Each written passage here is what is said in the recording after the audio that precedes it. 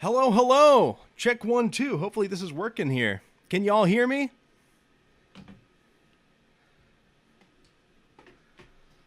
Time for some yee.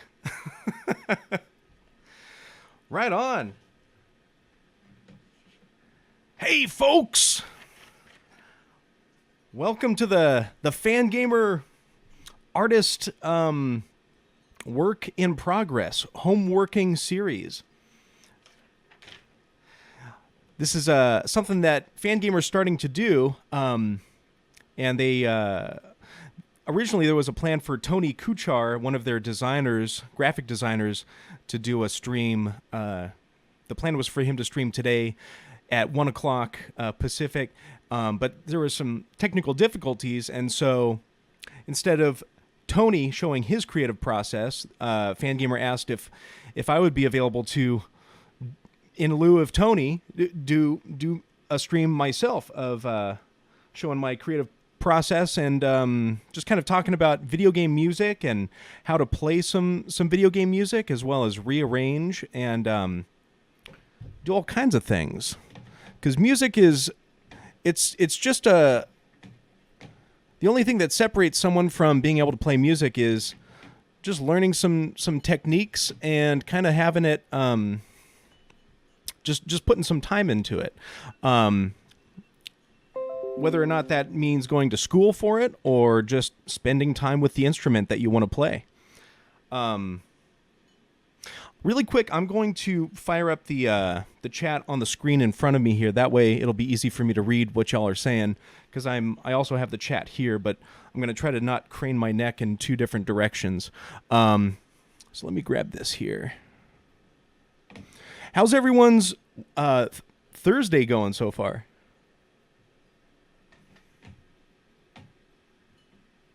Here we go. How'd you like that pre-roll? Some of those commercials were pretty silly.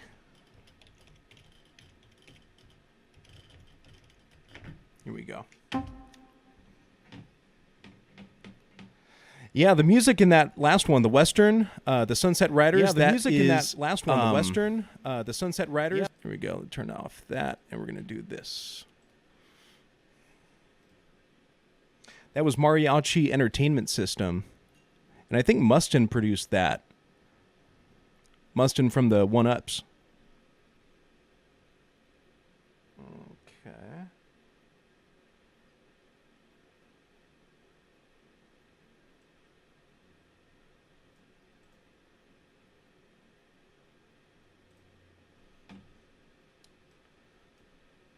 There we go. Now we're cooking with gas. All right. Cool. Now I can read what y'all are saying. Cool. So, I'm, if anyone's not familiar, I'm Robbie from the Super Soul Bros.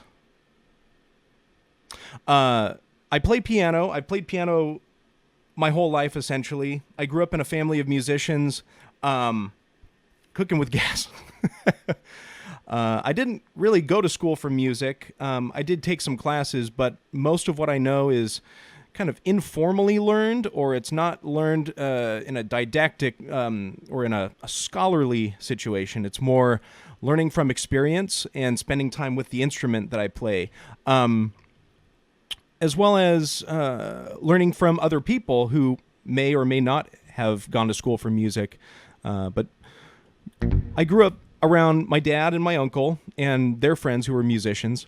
And so I think anyone can really play music if they just, if they get the bug, if they're inspired enough with it to keep with it.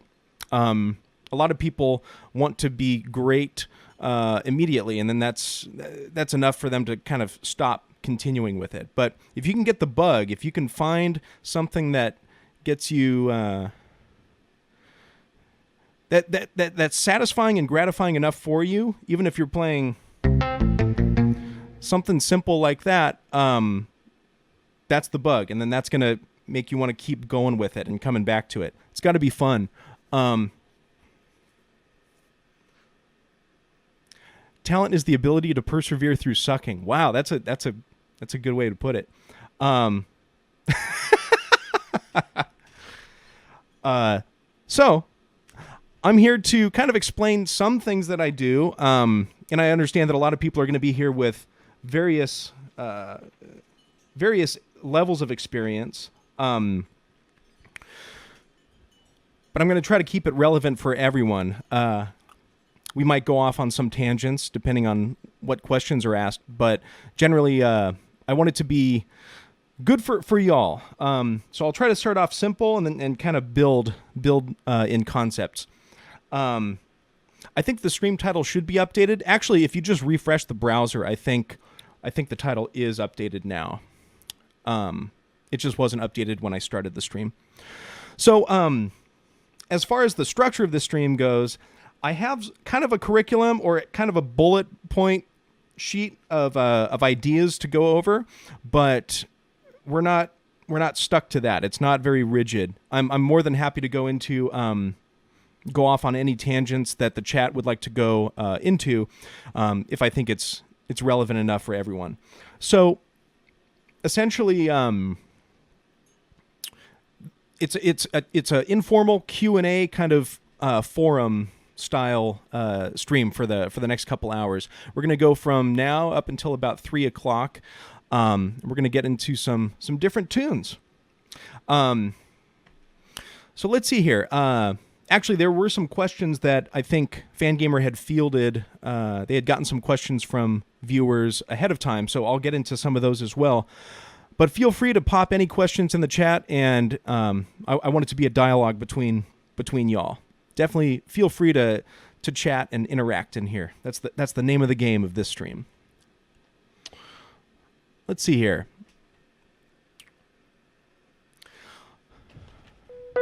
Is improv on there? Improv does, yeah, we'll get into improvisation. Okay. Quarantined with. So here's the way I think of music. Music is like anything. It tells a story. Music, like anything, tells a story. I just have to say that again. That's really important. A film tells a story. A book tells a story. When someone tells you a story, that tells a story. A piece of art that you look at tells a story. Music tells a story. So a story usually has an arc or some sort of change that happens. And a story has tension and resolution throughout, just like life. And that just kind of happens in different chunks throughout, in different ways and in variances. So in music, you tell a story with words and with sentences and paragraphs, and you organize these ideas that way. So in music, the most fundamental unit would be not the most fundamental, but an idea. A musical idea is the first thing I want us to understand. A musical idea, like think of it as a phrase. That's what we call it, is a phrase. But it's a musical idea, like a musical sentence, like the lick. That's a musical phrase. That's something that we can hear it, and it sounds like that was a full idea. That's a sentence. Here's another one. I'm sorry.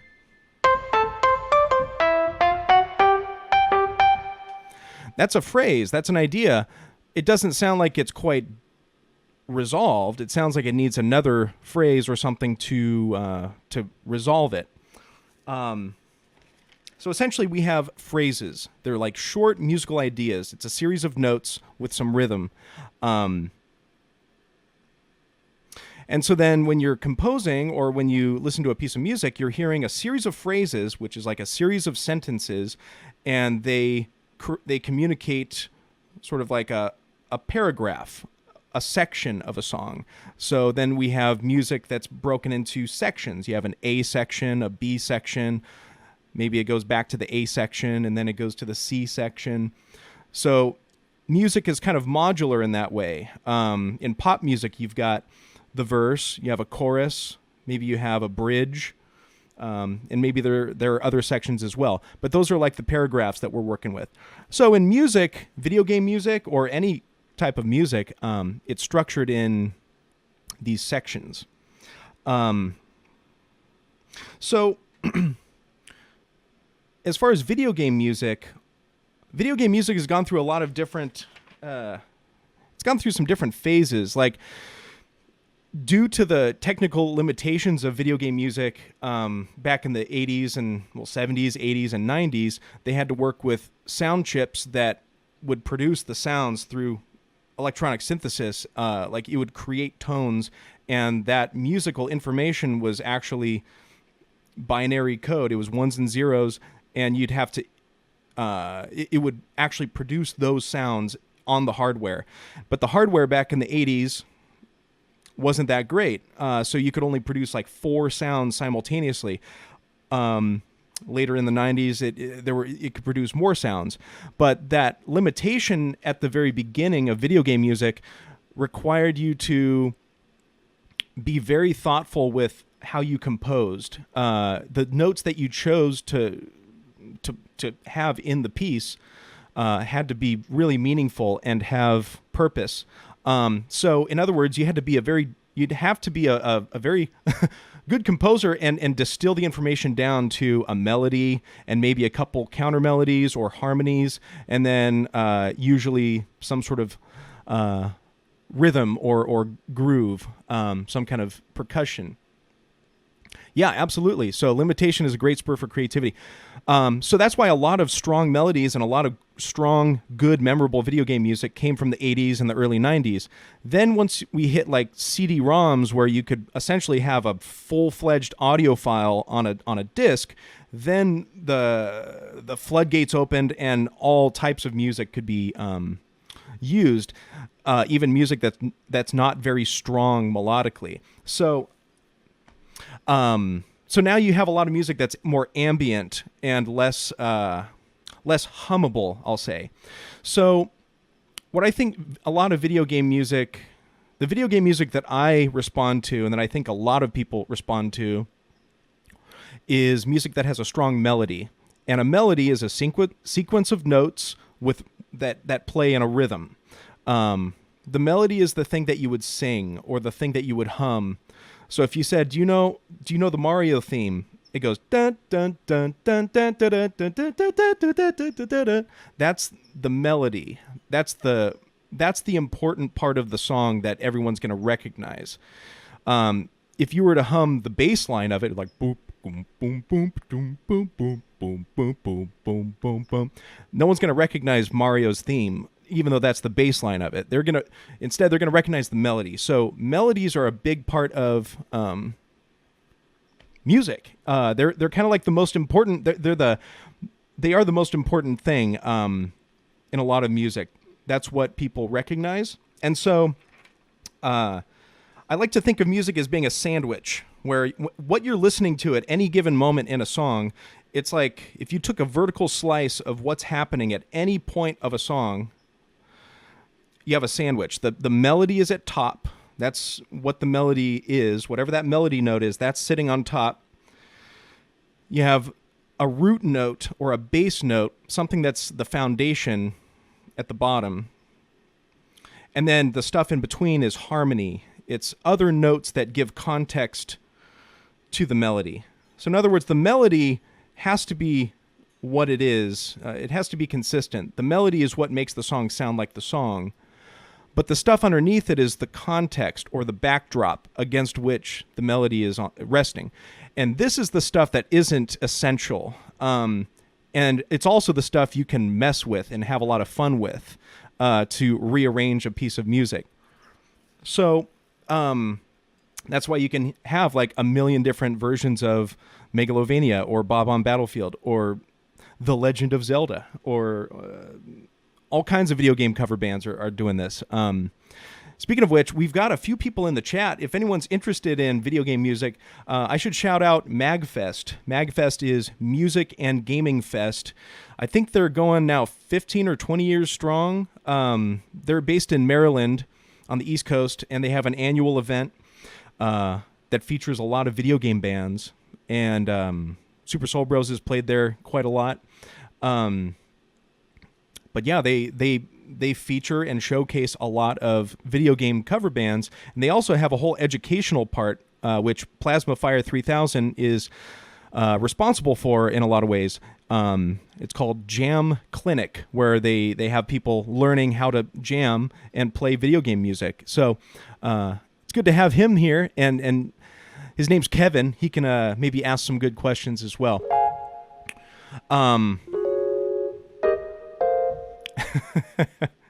So that's kind of like the main introduction I wanted to say is we have this concept of like melody.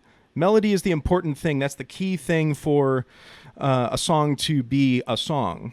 And then you've got this under stuff, the bass line, drum patterns, groove, harmonies, chords, all of that stuff enriches the melody, makes the melody sound even better. But all this stuff is kind of not necessary. You can still hum and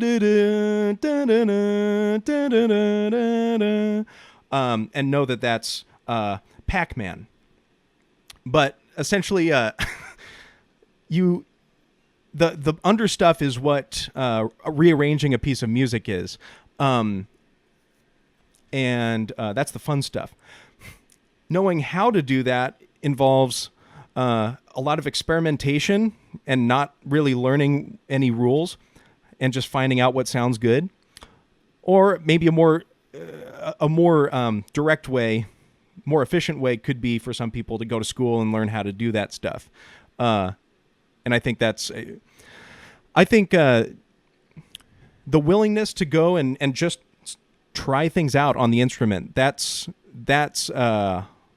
at least what you need to be able to do to learn music. Just try things.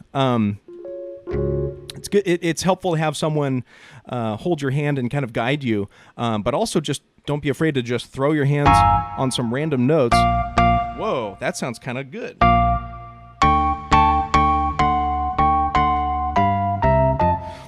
Just spending time with it, and being okay with sucking for a while, as John said. That's the key. That's the real key to getting good at anything, including playing video game music on piano.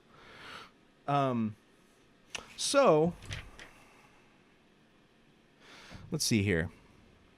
Learn melody for the themes first. So when we're learning to perform a video game song or rearrange a video game song, we have to learn the melody first. So here's an example. I'm going to switch over to this camera. There it is. So, Underground from Mario Bros. I'm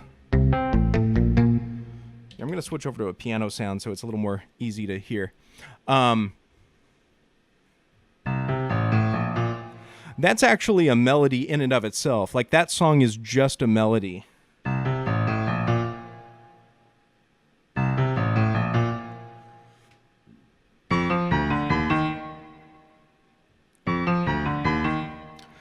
And that's made up of a phrase, right? We were talking about musical sentences. So the first phrase would be, and then the next phrase is a repetition of that. Then we have set this expectation of ba ba ba ba ba ba, and it would be kind of boring if we just kept going.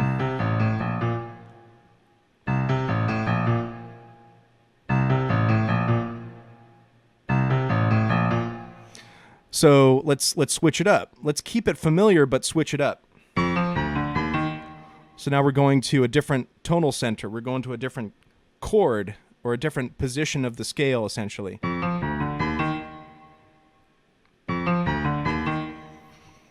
And then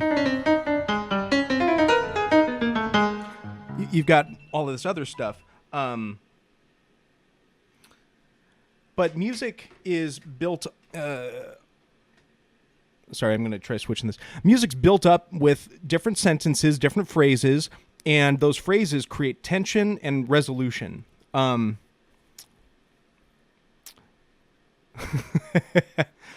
going to try... well, moving forward with this, let's take a melody like Happy Birthday, just as an example.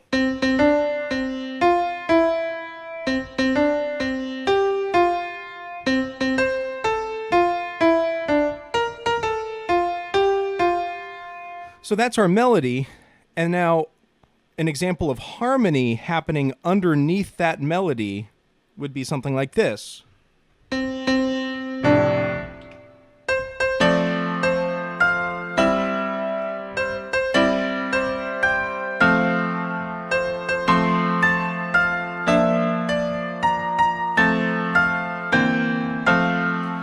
So visually, you can see how the melody is still on top. It's actually higher up on the register of the piano, and the chords are happening under.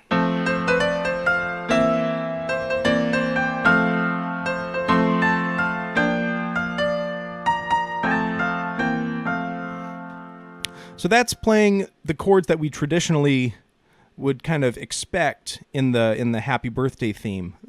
That's my favorite video game song is Happy Birthday. Happy lawsuit to you.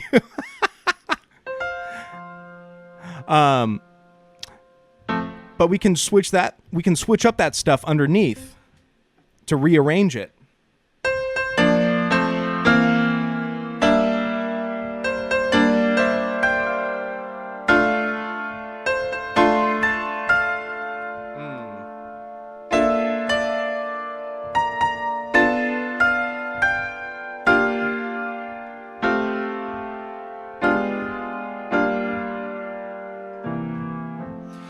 A lot of different harmonies can happen underneath, and it gives a whole different context under which the melody is resting. I'm sorry, under the melody. So you can have all kinds of different harmonies and chords happening underneath. That's a sad birthday, right? So,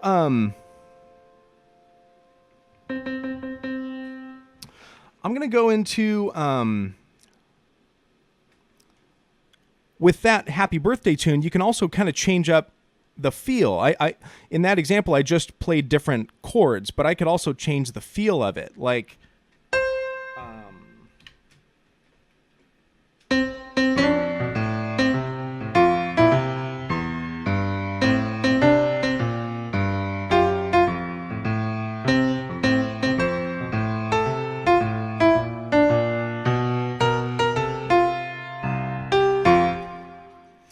one thing you can try, if you want to work on playing with the expression of the melody, switching up the rhythms a little bit, you can take a tune like Mary Had a Little Lamb.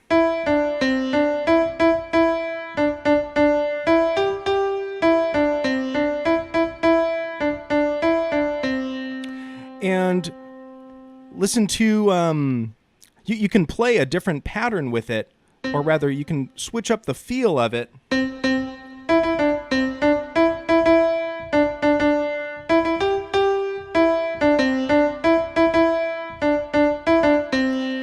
Something simple like that. Switching up the rhythms, that's one way you can change the feel of a tune. Another thing you can do is you can keep the melody as it is, but change up the tempo of it and then the groove. So a lot of what I do when I'm rearranging a video game tune is I just get the melody down. Let's say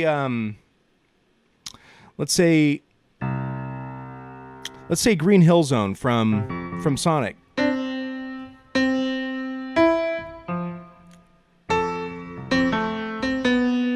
So we've got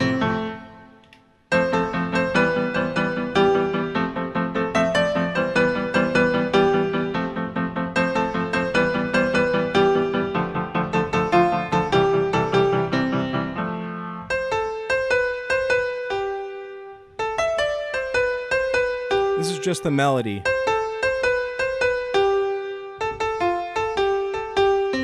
Okay, so that's playing at this tempo here.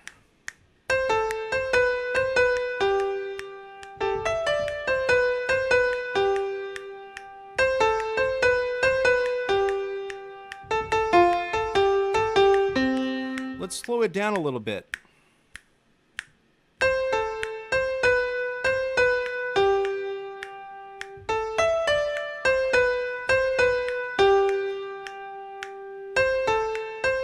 And now by slowing it down, we have this leniency to kind of change up the groove a little bit.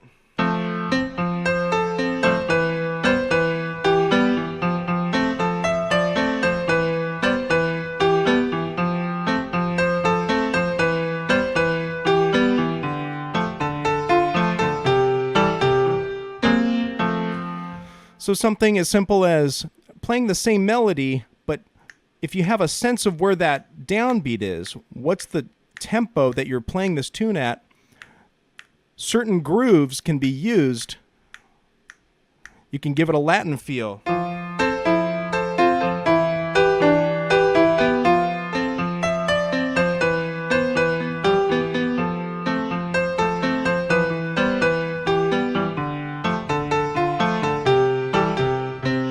So, or we could speed it up and make it like this funky thing, like.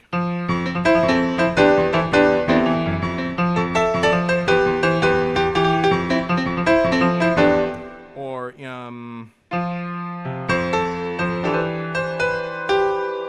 make it more of a ballad, less busy.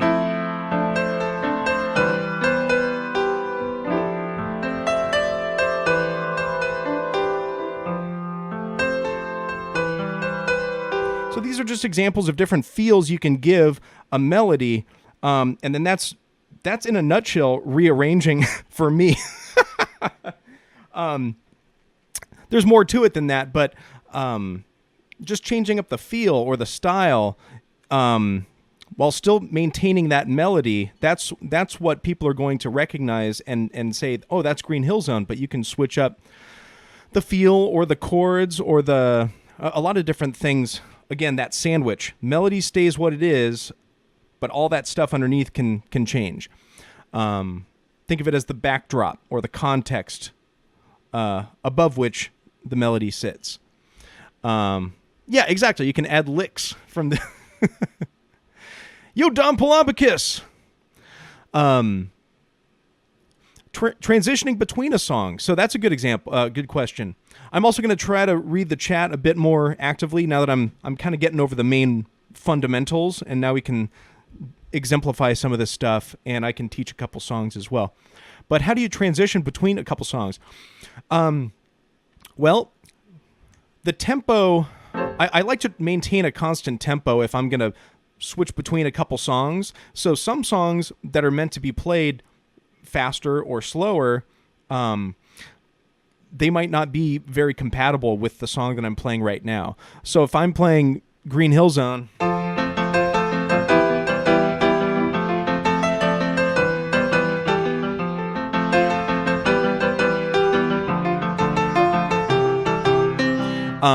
I need to find something else that kind of sits with that same tempo.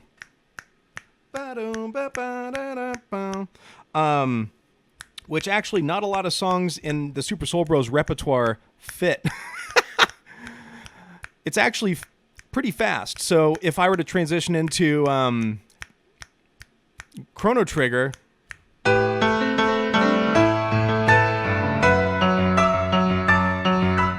that's actually a bit faster than how I normally play Chrono Trigger theme. So things kind of get pushed out of their comfort zone sometimes if you're trying to do a medley of multiple songs. If the tempo is different enough between this song and this song, it might be a little jarring or difficult to play, or it might just not sound quite right. You'll hear examples of that on the Super Soul Bros stream when I try to read requests and then I find out after the fact that it didn't quite work, or I regret jumping in trying to play a tune that's way too fast for me to play at that tempo. Yeah. I've never really heard it described that way. I've listened to a bunch of OC Remix stuff, and some of my favorite songs have a completely different feel to them. Yeah, the feel can change drastically, but if the same tempo is there and the melody's consistent, then there are so many options. OC Remix is a great resource of listening to video game covers. When was the first moment you started to use video game music into your playing? Good question, Don Plomby. I've played video game music my whole life, just like playing piano my whole life. A lot of what I learned from playing piano was just copying and imitating any music that I could absorb. So that includes video game music. I think the first video game tune I actually learned to play was Yoshi's Island title theme, which is...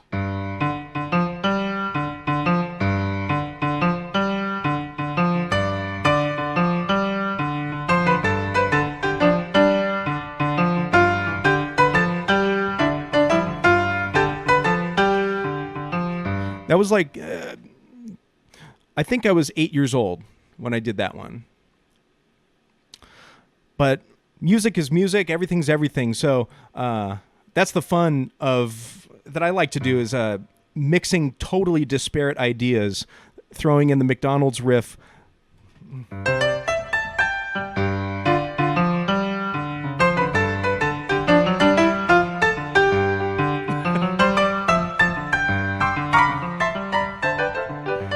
That kind of stuff isn't easy to just pull off immediately, but by practicing different ideas and owning them, practicing them enough so that you own them, and by that I mean you don't have to think about playing them,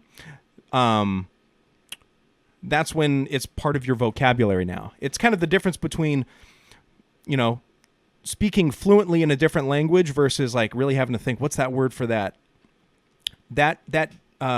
That buffer or that moment of having to figure it out, that's what separates you from being able to improvise or play music naturally.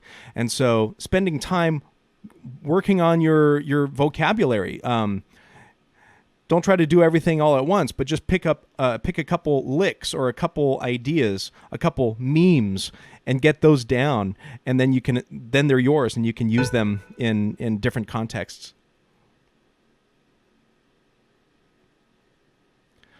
What's my process for memorizing music? Listening to it a lot. That's basically it. I don't have perfect pitch, but I'm able to hear intervals. Intervals, here's a good thing to learn if anyone's not familiar. Intervals are the distance between two notes. So if two notes, the juxtaposition of two notes like this,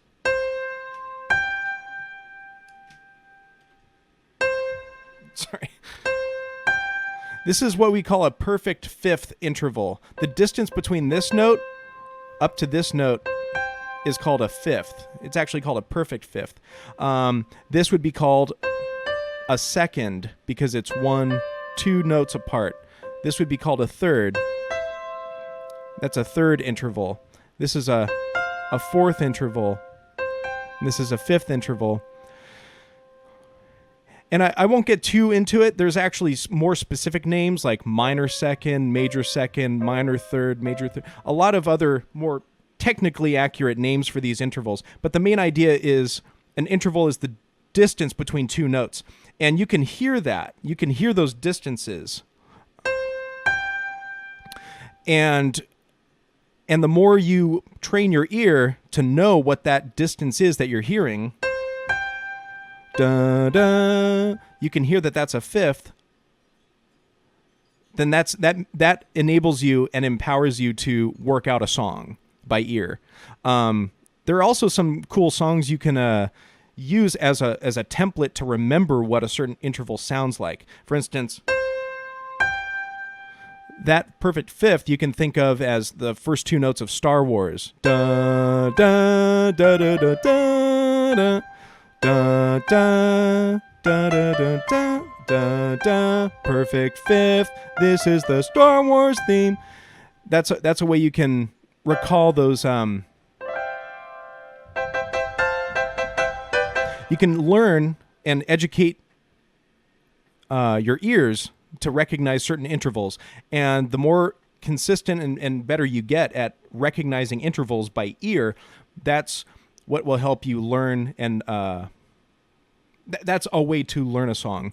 But as far as memorizing music, for me, what's my process? Listening to it, because I have a well-trained ear to recognize those intervals and those harmonies, and so I can figure it out a lot more fast by listening to it than if I'm reading it. A lot of people are amazing sight readers. I'm not one of those. So, I think the real thing is playing a piece and getting it down. That's how you memorize it, whether you're reading it from a piece of sheet music or playing it from your memory or playing it from ear. But definitely practice, and whatever your means of absorbing that piece is, practicing it becomes muscle memory, and I think that's the best way to memorize a piece. Making it muscle memory for your hands to play. So really quick, let me get into like Green Hill Zone, just to give you guys a little something you can play at home. So the melody is pretty straightforward. The whole song is, at least the A section of the song, is in the key of C major. So, in other words, we're working with all the white keys.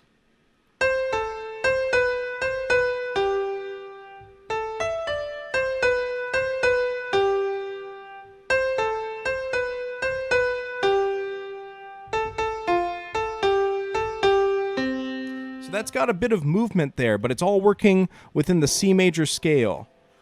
Okay.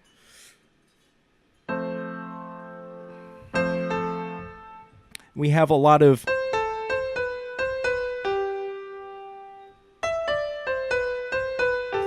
movement there.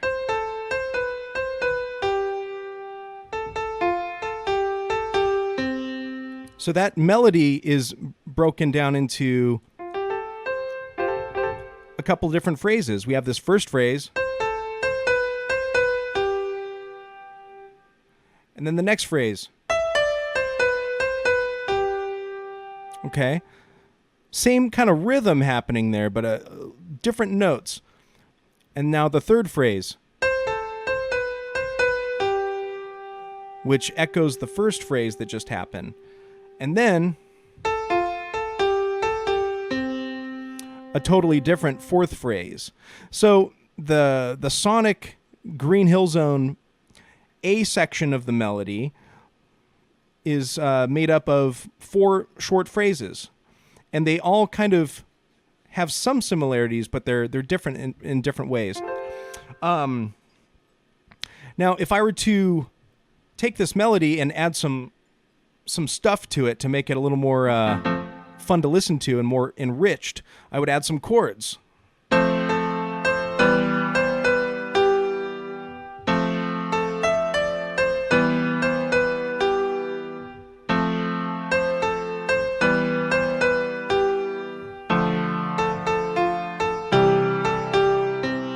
Okay, so those chords that I just played are also just chords that use the white keys. They're all working with the C major scale. What's going on, Keto? So this is playing just the chords of that normal, the original chords that would happen in Green Hill Zone. That's what we're playing here. This is our F major.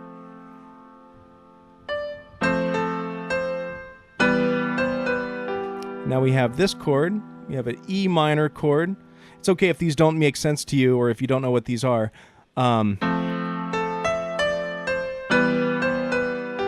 Okay, so we're going back and forth between those same 2 chords, F major and E minor. And then we're going to hop down to a D minor chord.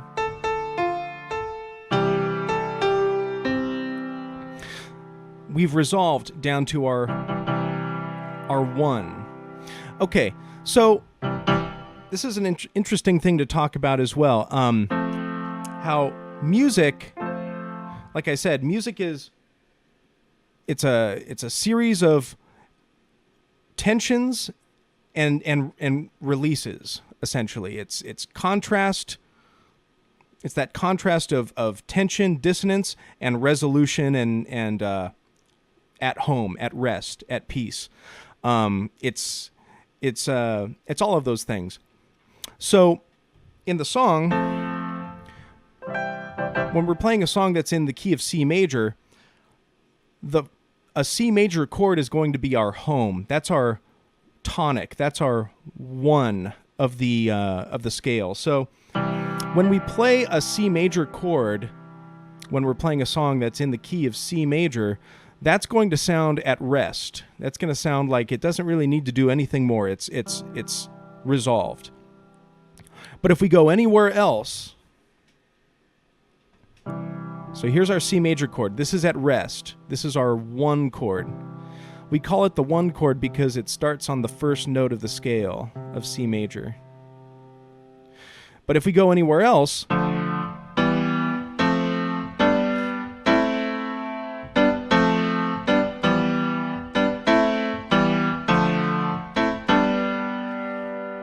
it sounds like there's just always something more that needs to happen.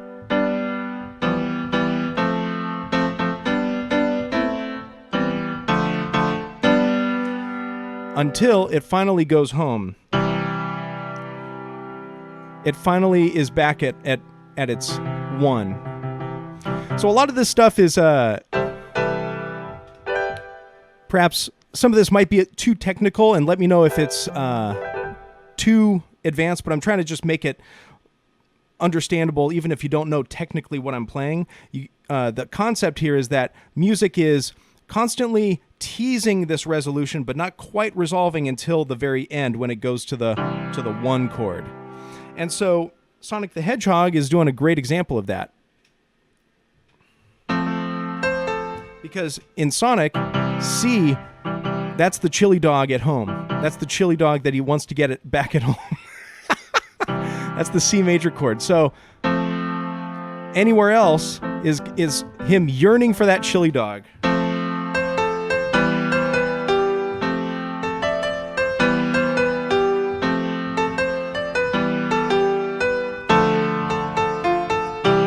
There's the chili dog. Got the chili dog. And so that's an important concept to understand in music, whether you're composing or if you're going to rearrange a song. You can change up the chords or the harmonies and know that you're going to be playing with that tension and resolution.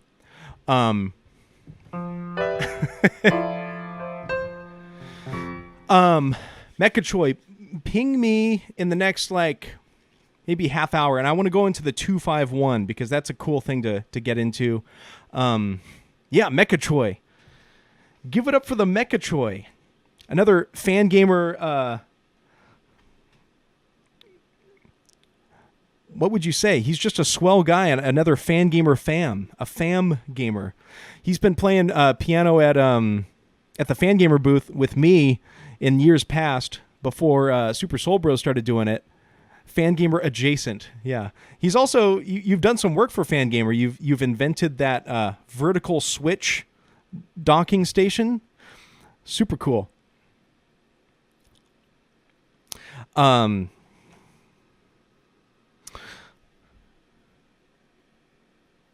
Flip grip, the flip grip. There it is.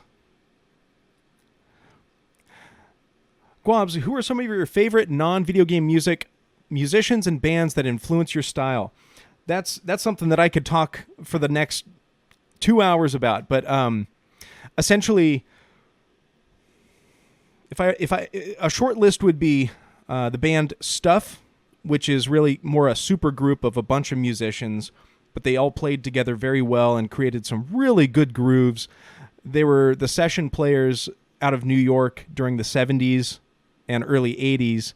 And they backed many, many different artists. Joe Cocker and Simon and Garfunkel and Aretha Franklin and Sadeo Watanabe out in Japan. They were actually really, really successful out in Japan. And so that's been a big part of how their sound has really influenced my approach to rearranging a video game tune, because I just love the way they sound. And the keyboardist from Stuff is Richard T., who's a ridiculous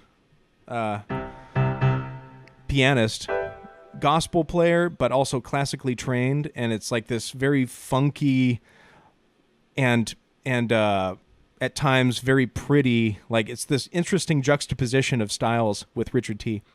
Another one is Clifford Coulter, who's a San Jose native, and he plays left-hand bass keys on organ and then comping on the right hand.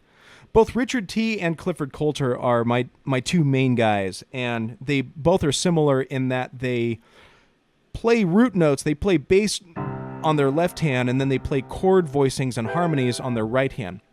So going back to that sandwich that I was talking about, my role in the band and the stuff that I'm kind of more interested in is when we're arranging music for Super Soul Bros, the melody is going to be what it is.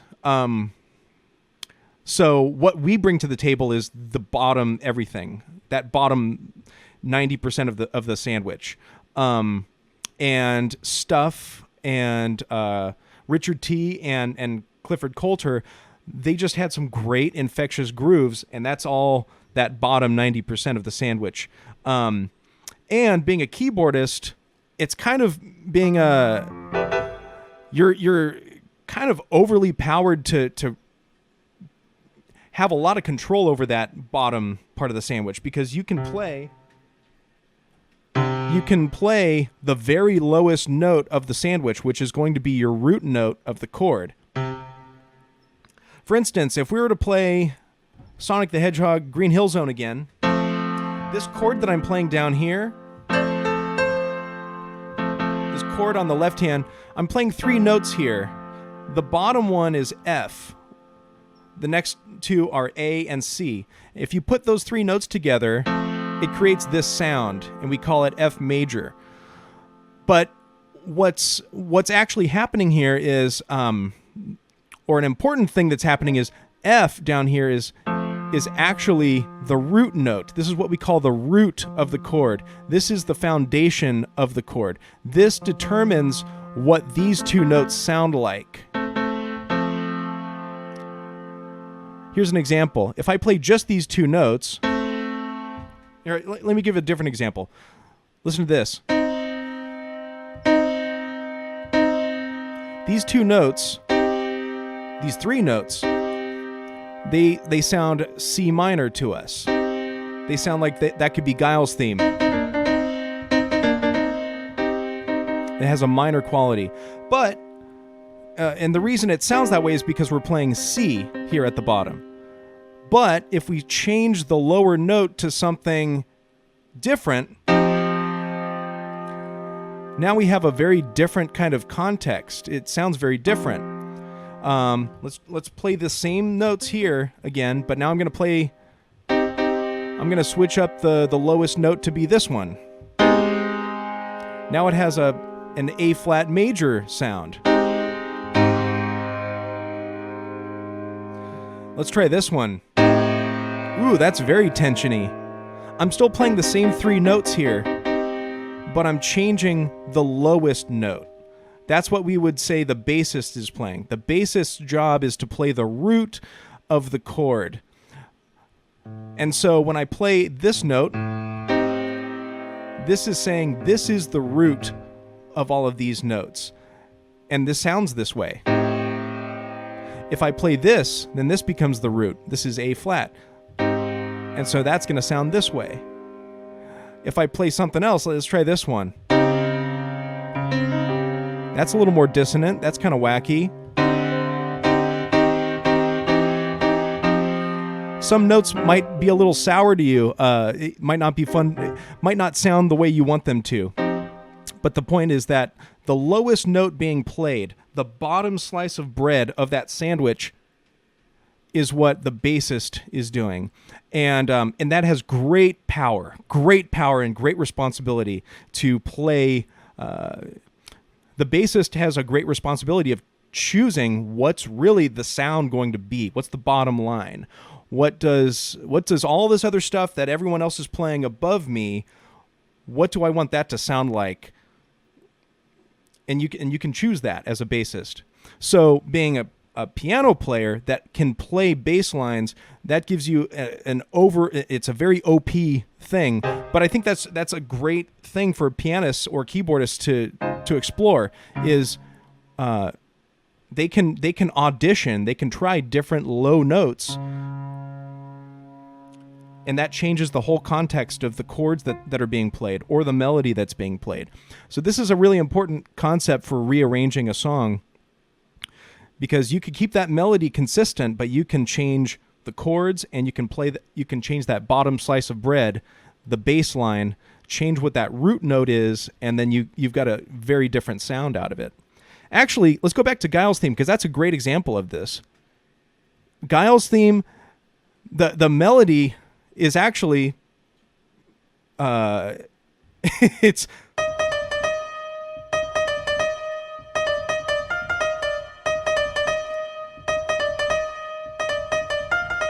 so that in and of itself is kind of redundant and maybe a little boring. Like, it doesn't have a whole lot of variety going. What makes it sound interesting is the stuff under it that changes. That's what adds variety. So the first part of that phrase, the melody, that's having a C minor underneath. Okay? First phrase is that. Cool. Now let's try let's listen to what the second phrase is. Whoa, that sounded different. Why did it sound different? Because we changed the chord.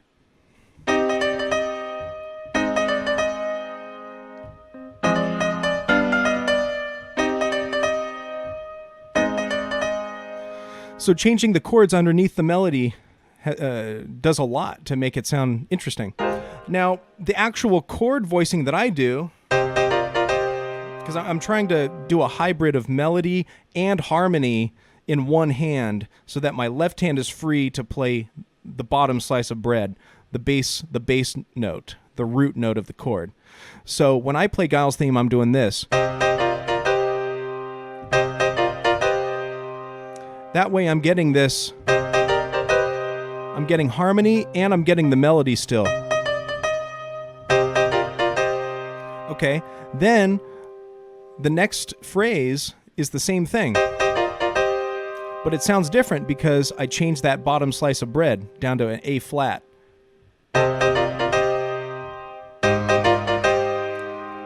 And that's a very cool thing.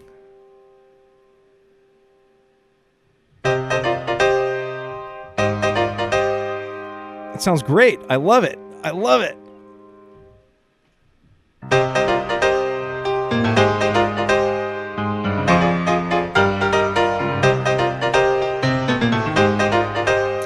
So then you can embellish that kind of stuff. Like, we know that the main pillars, the main things that have to occur for it to sound the way it does is we have to play this phrase on the downbeat.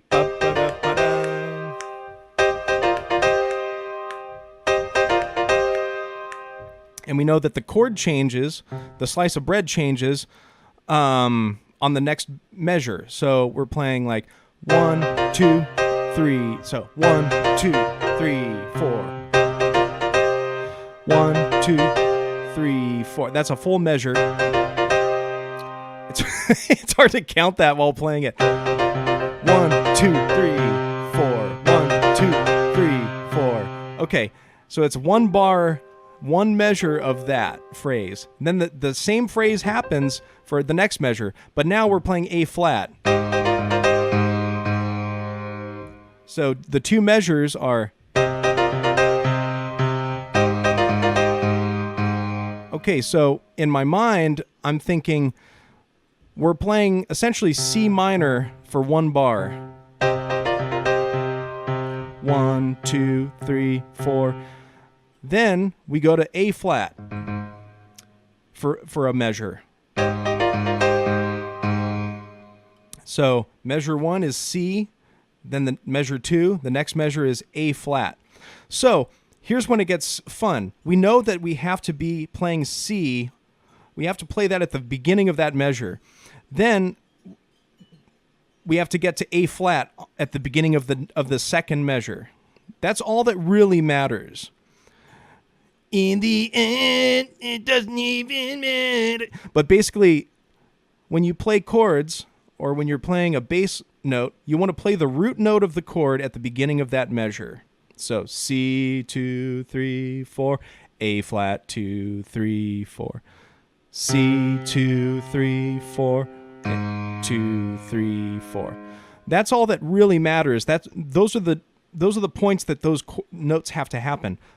But in between, after I've played C on the downbeat, 1, 2, 3, 4. That's the first beat of the measure. 1, 2, 3, 4. I've got the next 3 beats of that measure to play with it. I could do other stuff. So I could go 1, 2, 3, 4, 1. Now I've gone to the next note, and I'm there on time on the next measure. So I could be... The point here is that I don't have to stay on C for the whole measure. I could go elsewhere as long as I'm playing C at the beginning. 1, 2, doing stuff. And do other things. And play other stuff. And play other stuff. So as long as we get to these notes on time on the downbeat, on the first beat of each measure, 2, 3, 4, 2, 3, 4. That's all that matters. That's what our ears need and expect for the song to sound the way it should. So then you've got a lot of gap of time to fill stuff. So in music, you hear things like, you hear this term fills or a fill. So a fill can be a little melodic phrase you play. It could be a drum fill, filling time. Bass fill, the bass could play a fill. So here's an example of me doing some bass fill stuff for Guile's theme.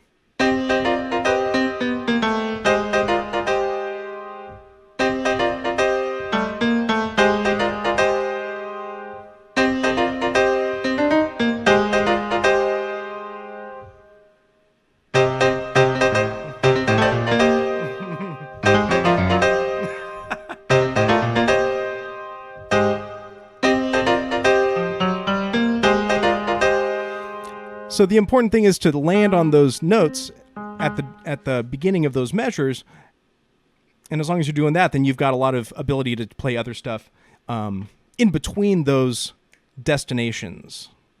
Okay. Some of that might have been a little beyond, but oh, okay, 2-minute warning. What's this, Cledge?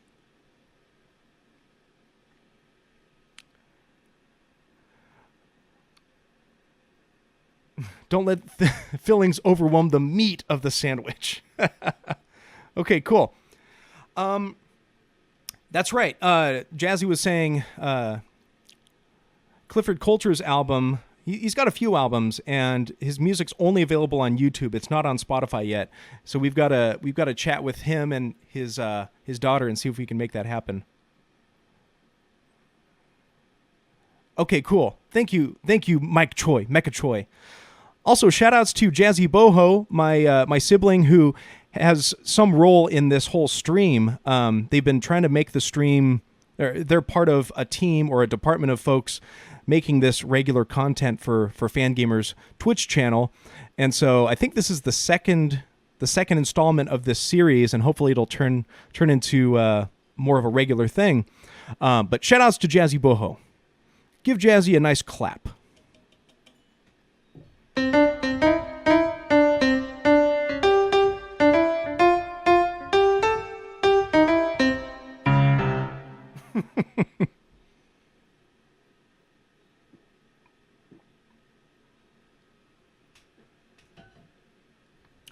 I'm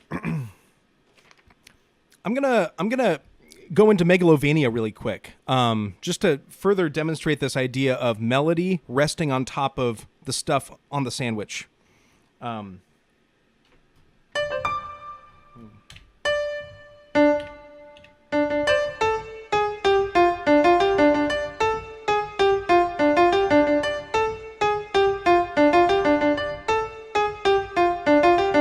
So that riff is super iconic. Everyone's going to recognize that.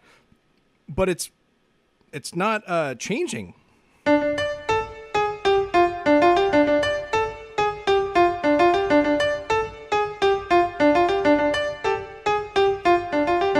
Thanks, Mechachoy. I'll get into the 251 in a sec here.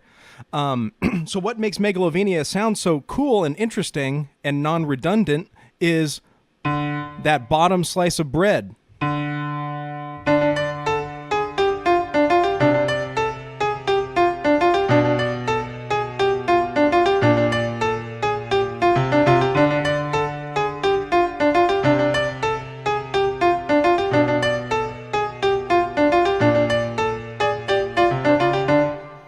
So suddenly we've got this variety, this bottom slice of bread, or the implied harmonies that come from that bottom slice of bread, makes it sound interesting.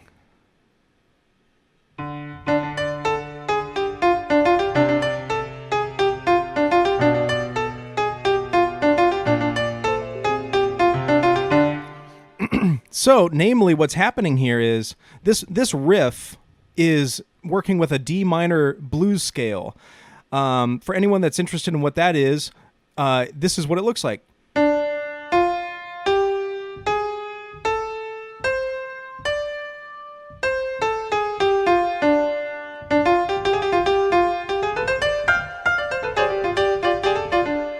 So a D minor blues scale, or any blues scale, is essentially the root note, and then you've got your flatted third or your minor third,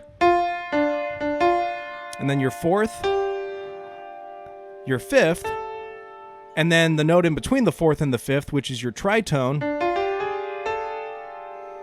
and then the flat seventh of a major scale. So that formula you can learn, and you can apply that to any major scale, and that's your minor blues scale, and then you can make $1 million. It's very versatile. It's very useful. And you can, that's why it's so, it sounds great, and that's why it's so common. Anyhow, so the riff is playing the root note, and then it goes up to the octave of that root note, and then it drops down to the 5, and then it does that blues note, that blue note right there.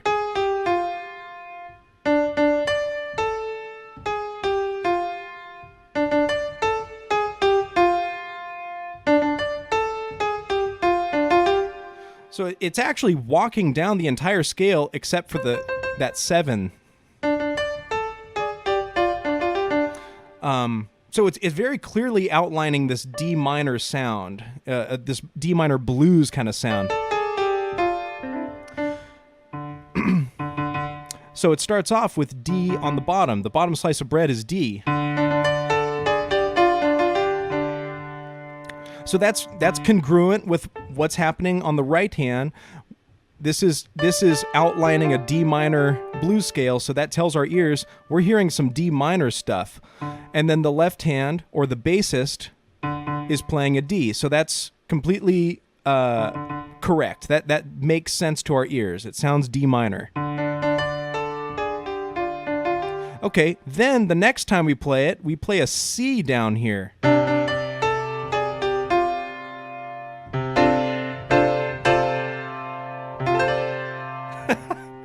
Which kind of gives it a more of a major sound.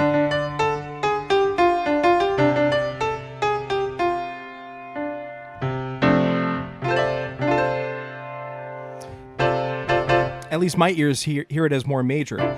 But we're playing a different note on the left hand, C, which changes the whole sound, the whole context of what the right hand is playing. C major slice of bread. That's right. Then it gets even more stanky. It goes down to a B.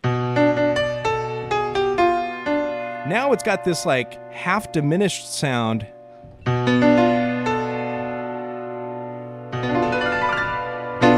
Very dissonant kind of chord that's being suggested here.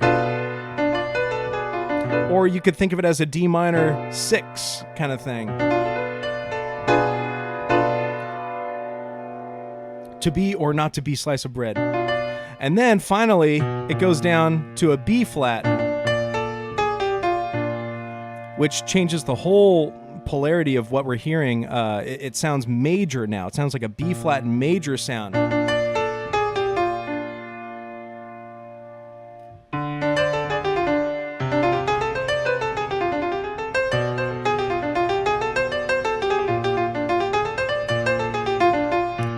This just sounds major. It sounds cool. It's like cool. So, this is a great improvisation thing you can play with. Dallas White, you were asking about improv. This is a great little progression to play on the left hand.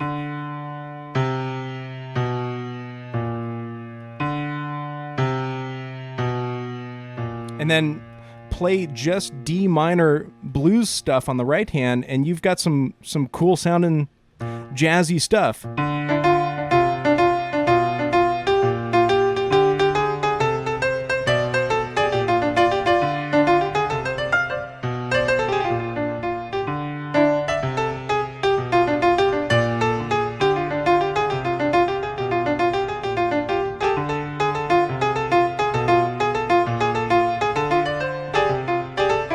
So I'm just riffing, and that means I'm kind of playing different rhythms and different combinations of that family of notes, which is the D minor blues scale.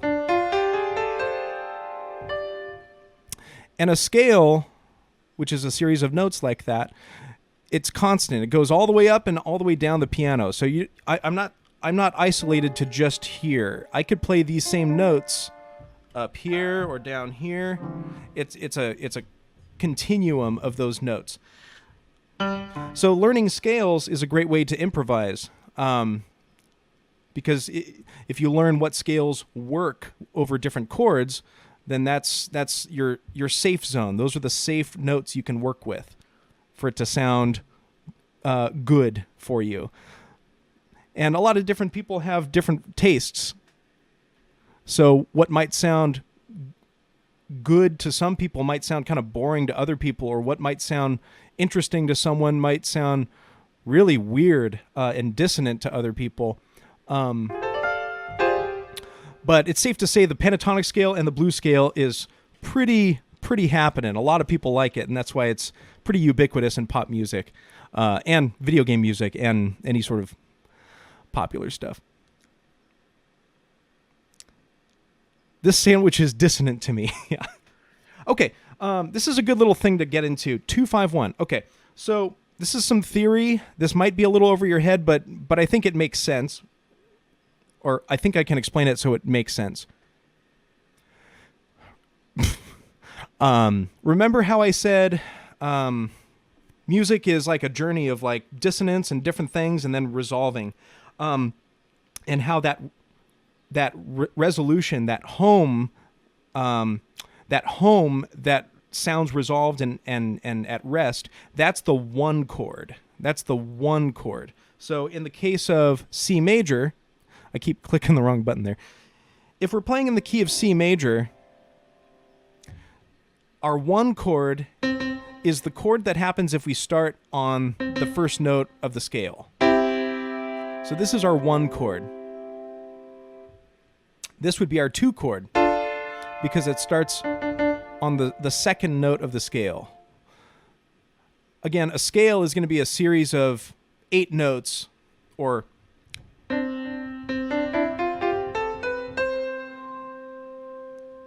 seven unique notes, but we're going to have it's the distance between 8 notes. That's what gives it the scale its sound. So our one chord is here, our two chord is here, our 3 chord is here, our 4 chord is here, 5 chord is here, 6 chord is here, 7 chord is here, and now we're back to our 1 chord, which was C major. If we were to do that, adding a 7th interval, if we were to add a 4th note, let's say, this is our 1 chord, 2 chord, 3 chord, 4, 5, 6, 7. And then we're back to our 1 chord. So chords 2, 3, 4, 5, 6, and 7, those are all tension chords. They're chords of varying tension, but some are less tensiony, some are more, but they don't sound resolved fully until we get to the 1 chord. Okay, so a really important concept is how our ears really like the sound of movement in fifths. The fifth movement. No pun intended. It's we like to hear things like this. That just sounds really satisfying.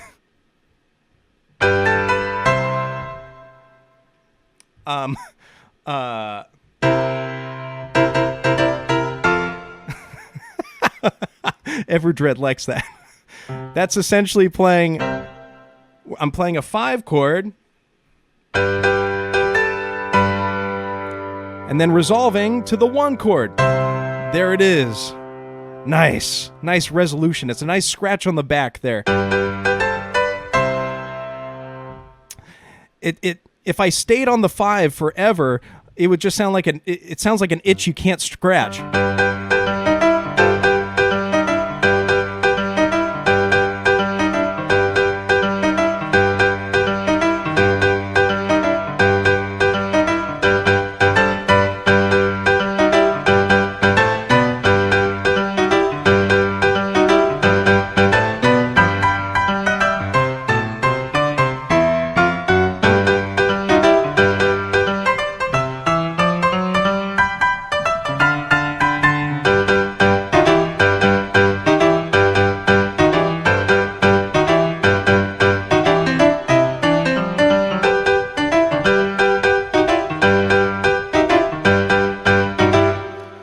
It's just like, when's it going to end? When are we going to go home? This band sucks. When are we going to go home? Yeah! Nice! Not going back to that show. So that movement, that really satisfying resolution is going from a 5 to a 1. I was playing the 5 chord and then finally going to the 1 chord. So in the key of C major, we're working... I keep pressing the wrong button. In the key of C major, our 5 chord was on G. And then finally going back to the 1 chord.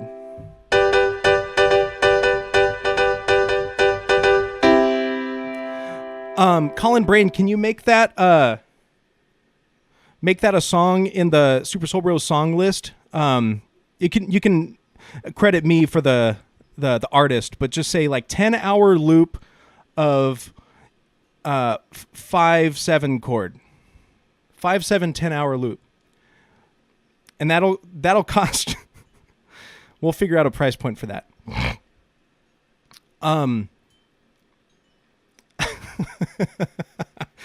But that's an important idea. The 5 chord really wants to go back to the 1 chord. It really does. It sounds really nice to us.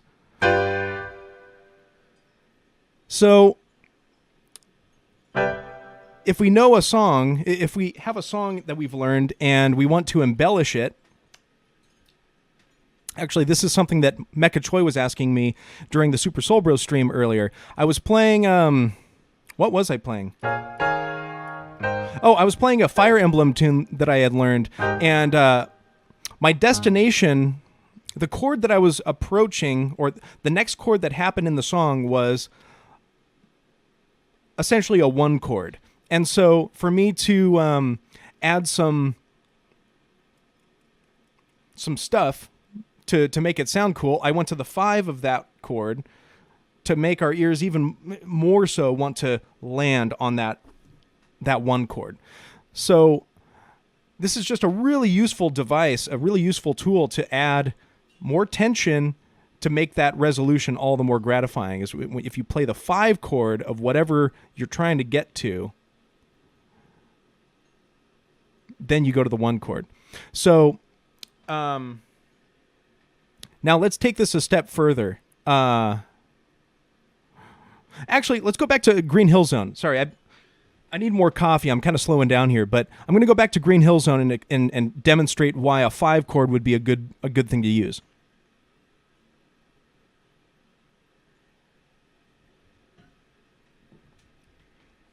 So the song goes like this.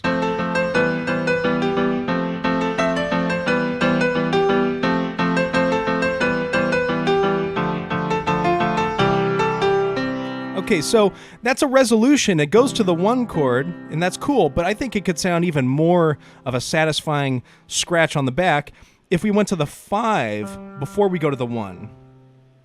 Whereas normally in the song, it goes from the 2 down to the 1. So let's try this here.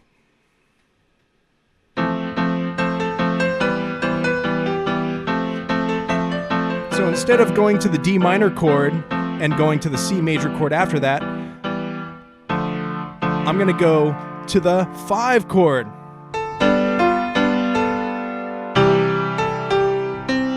I'll do that again. Listen to how I'm throwing in a G major chord, which is our 5 chord. I'm throwing that in just before I land on the 1 chord, just to give us a little extra air time, a little more satisfaction once we land at home. Okay, so let's try this.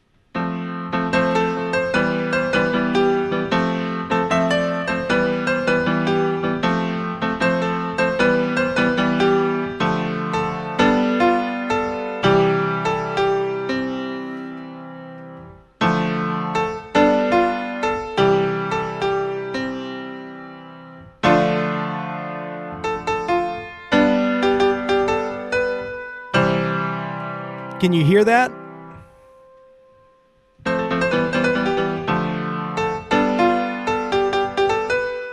That resolution, that 5 to the 1. So that's a really important thing to practice if you want to add some more stuff, some more flavor into an arrangement. So now let's take it a step further. Instead of going just from the 5 chord to the 1 chord, you can add another step before the 5 chord even happens. You can play the 2 chord. And so this is what we've been talking about, the 2-5-1.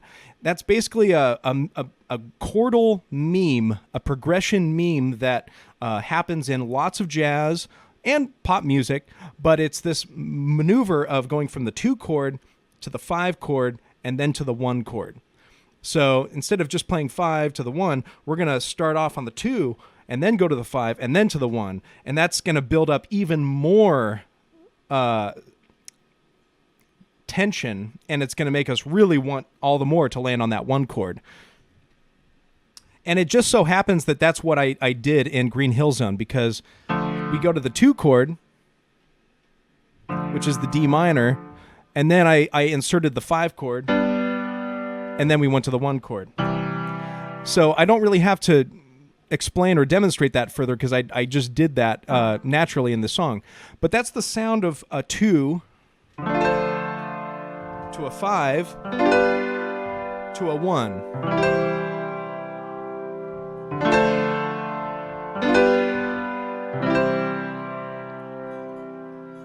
That's something that we've heard before. I'm going to play some more 2-5-1s, and you can just hear how it sounds very pleasing to the ears.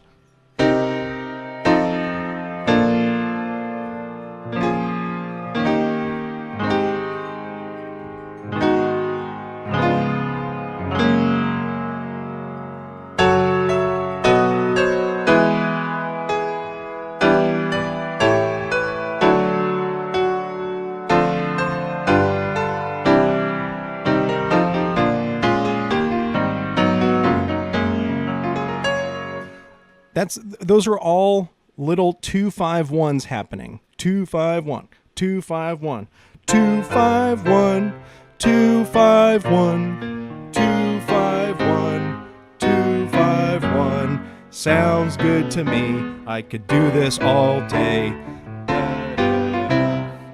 So practicing your 2-5-1s, that's some really good vocabulary to just get into your... Oh, God, it's getting worse. I'm clicking on...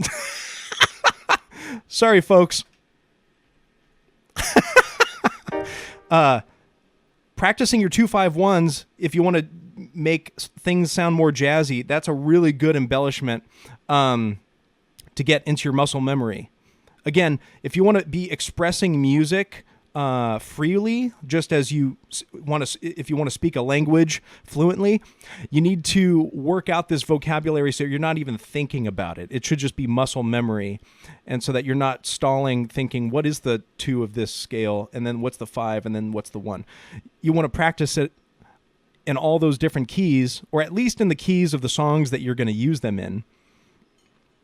And just own them. Just practice them enough so that you've got them down. You don't have to think about it.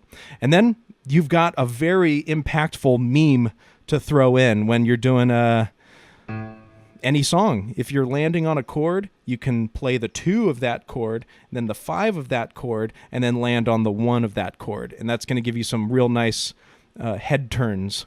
I do that all the time with like Chrono Trigger.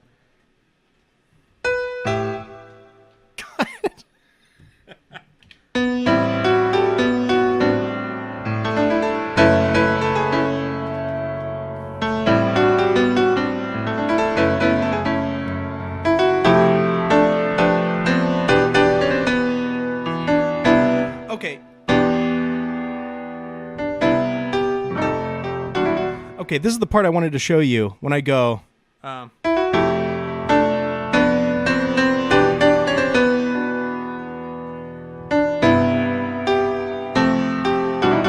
Okay, now I'm going to add a 2-5 in there.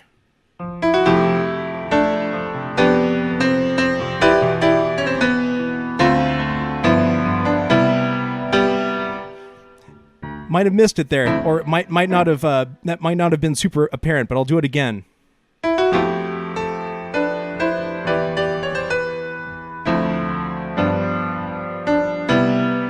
Right there, 2, 5, to the 1 chord.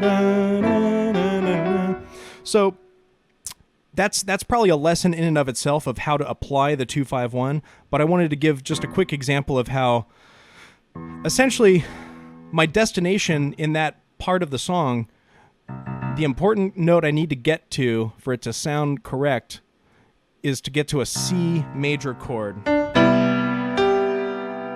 Da, da, da, da, da, da, da. So if this is where I'm heading, then it doesn't really matter where I'm coming from. I can just hop right into the 2 of this. I'm going to play the 2 and then play the 5. And then that's naturally and very pleasingly to our ears going to lead us to the 1. So...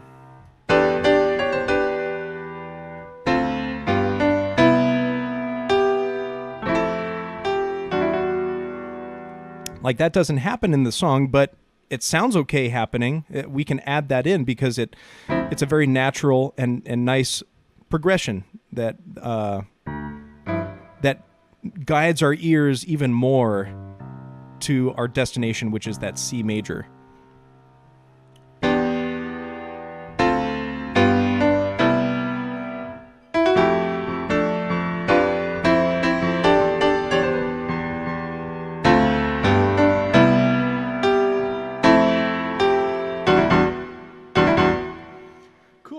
So that's an example of the 2-5-1. There are other ways of kind of playing the 2-5-1, different voicings. Voicings are how you express a chord, like what's the actual arrangement of the fingers or the actual arrangement of notes that you're using to express a chord. Because a chord can be played in a lot of different ways and still be the same chord. Quick example of that is the C major chord, C, E, and G. That could be played this way. It could be played this way. It could be played this way. It could be played this way. Jeez.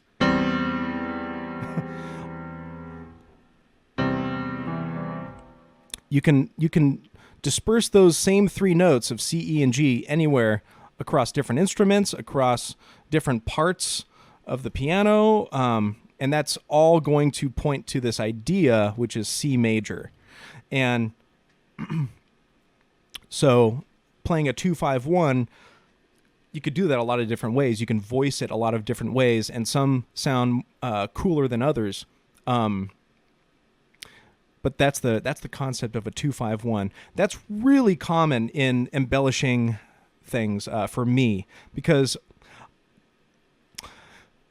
Clifford Coulter and stuff, like all of them, it's a very common thing in jazz-influenced music, like rhythm and blues and soul and funk. 2-5-1s happen a lot, and you get these really nice...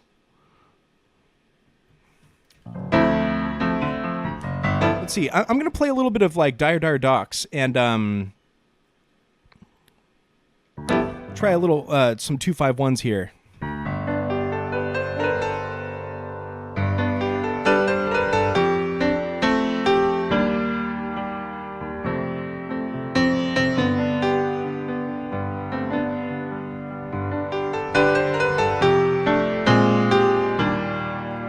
What was that?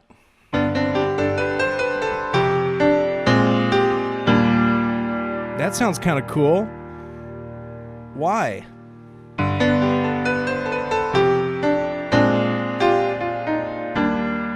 Because we're doing a 5 of our destination. So in Dire Docks, the progression naturally is this.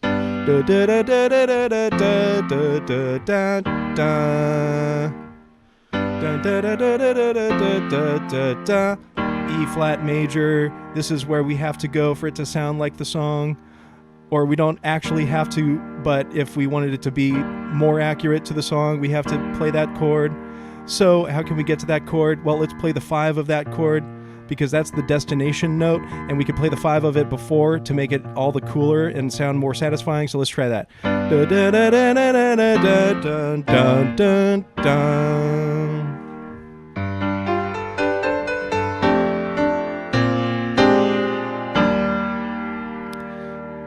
Super simple idea. Okay, now, hey, here we go. Let's do a tritone. Let's get even more fancy.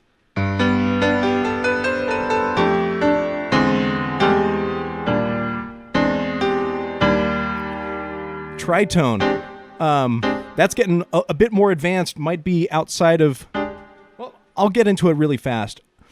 So a tritone is playing...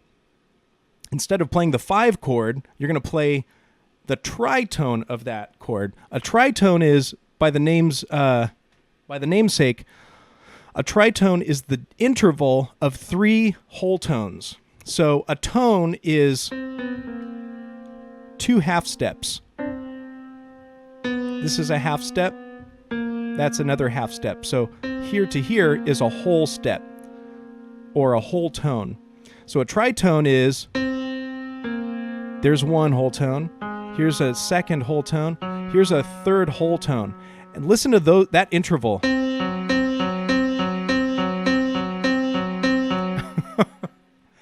It's very jarring. That's why in Europe, a lot of the ambulances have that. You can't help but hear it. So, jar tone, that's it. So... If we were to play, let's say we're going to land on a C major chord. This is our 1. So to get there, let's play the 5. But let's try doing a tritone of that. A tritone is going to be 1, 2, 3 tones down. So what we end up doing is we arrive at a note that's just a half step away from the destination note. So you get this chromatic half-step movement. Chromatic means half steps. So you get this movement. So what you end up doing is when you're playing a 2 to a 5 to a 1, you end up, if you do the tritone of that 5 chord, what ends up happening is you just play the 2, and then you play the tritone of the 5, which just so happens to be a half step down, and then you resolve to the 1. So you get this nice chromatic half-step descending movement, and our ears really like chromatics. So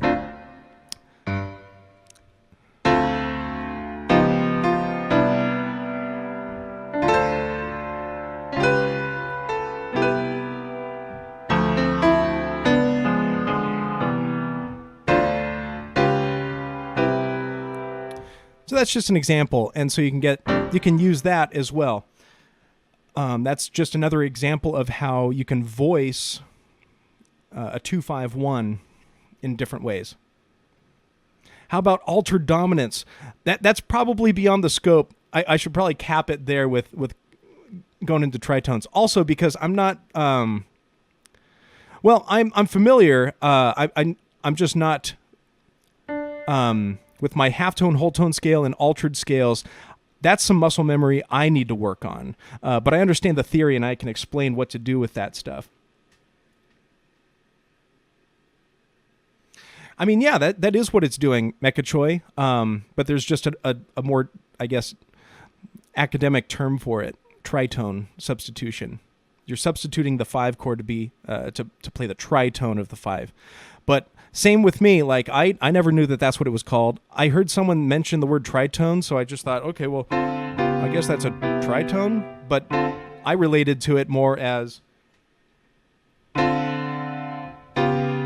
just going down a half step and then going down another half step.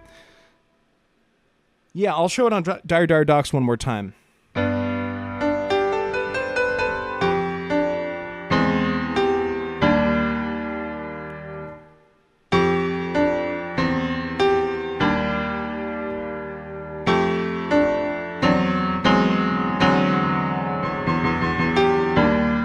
Get that halftone movement there. Hey, we're kind of coming up to 3 o'clock. I might go a little overtime, but I'm going to go at least to 3, and I haven't quite gotten into some of the questions. So if I haven't answered any of your questions in the chat, feel free to reiterate those. And I'm also going to take a look at some of the questions that were sent to me in the email.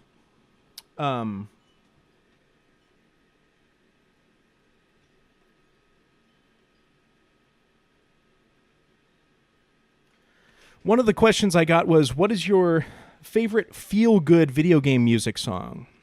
What's your favorite feel-good? I think Dire Dire Docs is one of those. I really like Snowman, and Pollyanna's good.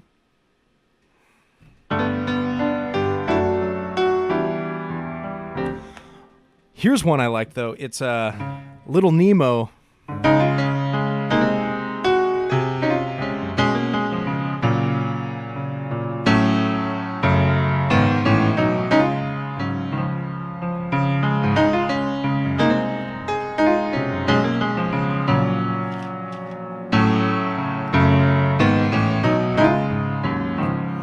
Now, that's a great testament to what I was just talking about, chromatics, half-step movement. It sounds really good to the ears.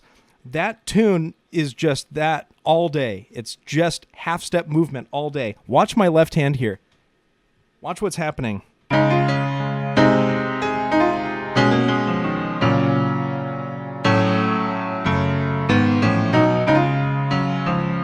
So just that first, like, half of the progression, it's just walking down.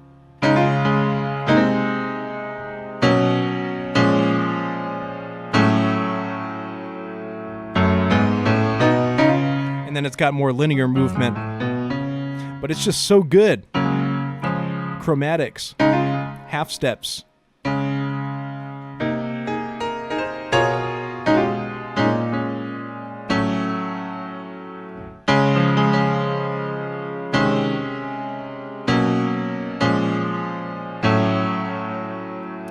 What's also awesome about that is how all of the chords, there are different chord harmonies happening with that descending movement. They're all varying and changing, so you get this like various tension and resolution.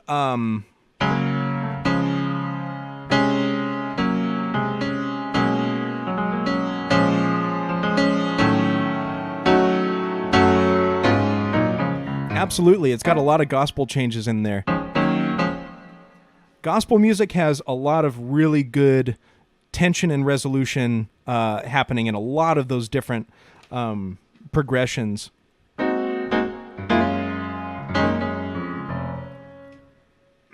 Here's another question. How much of your craft is based on music theory versus just knowing what to do because you're Gwobs? I think maybe what the question means is, did I learn my stuff through music theory or did I learn it because I'm Gwobs? I wasn't born into knowing anything, but I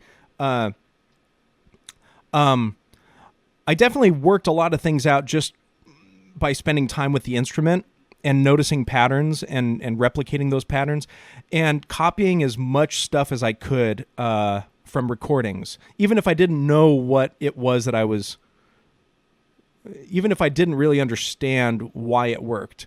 So I guess an analogy would be I copied a lot of phrases from a different language phonetically. I just phonetically learned the words and was able to kind of understand what they mean, but not why they work. I understood what they felt like. And then just by speaking in those phrases that I phonetically had learned, eventually I started to understand the syntax and the sentence structure and the relationship of the words. Left-hand independence isn't really independent. It's actually it's a codependency with my right hand, actually.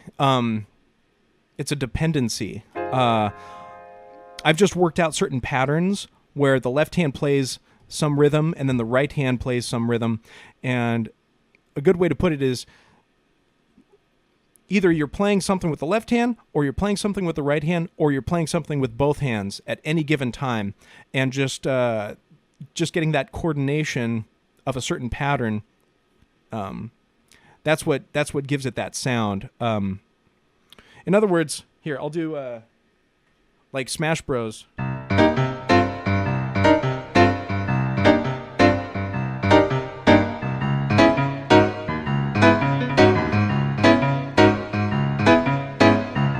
So that pattern, I'm doing this.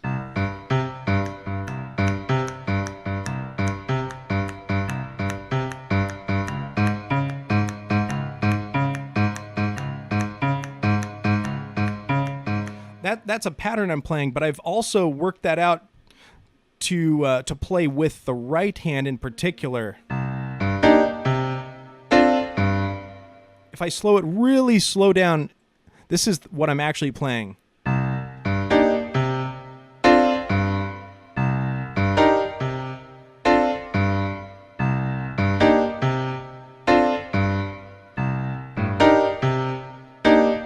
So it comes down to this rhythm of boom, ba bum, boom, bum, boom, boom, ba bum, boom, bum, boom. I'm sorry. Boom, ba bum, boom, bum, left, left, right, left, right, left, left, left, right, left, right, left. That pattern, if you work it out slowly and then get used to playing it, you just speed it up.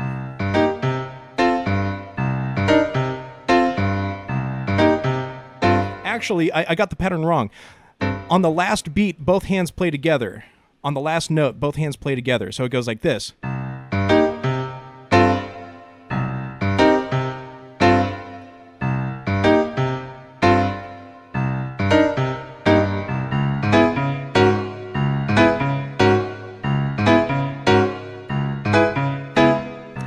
It's just working out certain patterns, rhythmic patterns. And if you work out enough patterns, then you have this sort of independence, but it's not really independent. It's just you have a lot of options to work with. So you feel like you're not as dependent on one option, but you're still working with a vocabulary of muscle memory that you've learned. I'm not. That's why I'll struggle if I'm trying to work out a tune with a bass line that I'm not used to playing. That's. Yeah, it's something I have to work out with. I have to get the muscle memory down to play certain patterns that I'm not familiar with. But there are basically a few patterns I've gotten down that work for a lot of situations and scenarios. So that's the dirty secret. It's not really independence. I've just worked out some things that I thought sounded good, and they work. How can you tell if a song would be suitable to make jazz or funk? The main thing is if it has a melody that's clear. So if someone asks us to play some ambient song, like, I don't know, this could be wrong, but Dark Souls, like, I don't know if there's really a theme to that, or I don't know if you could hum a song from that. I don't even play the game, so I don't know. But some games have scores that are more orchestral, more filmic scores that don't have very strong melodies. They're more like ambient feels. So Aquatic Ambience, although that's a tune that has some ambiance to it, it does have a clear melody.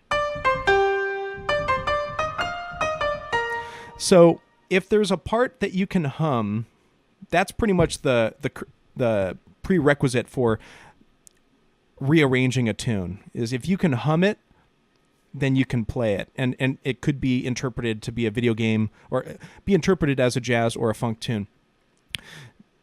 Specifically jazz and funk, there are certain BPMs that just work best for those types of music. A big part of jazz and funk is syncopation, and syncopation is playing in between the beats, playing on the kind of emphasizing beats that aren't on the downbeat. So when we have music, there's a pulse, there's a heartbeat to the song. Syncopation is when you're going to play some stuff in between those. So like if I were to just play, this is all just downbeat. This is very non-syncopated. Okay, now let's try to syncopate it.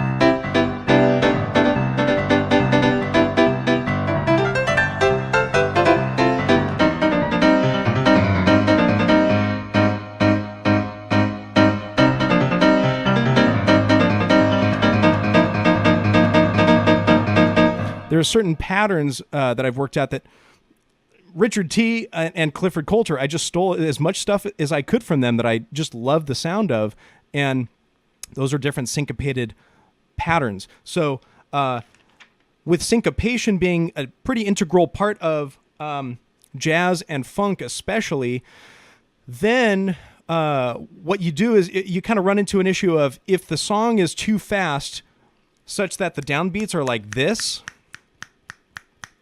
how do you play in between that without going insane? So if someone says, can you play Big Blue?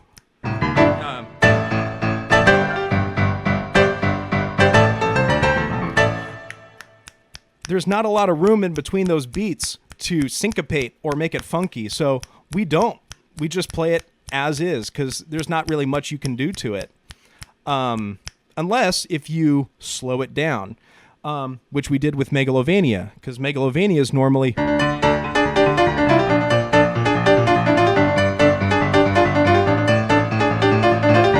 But if you slow it down...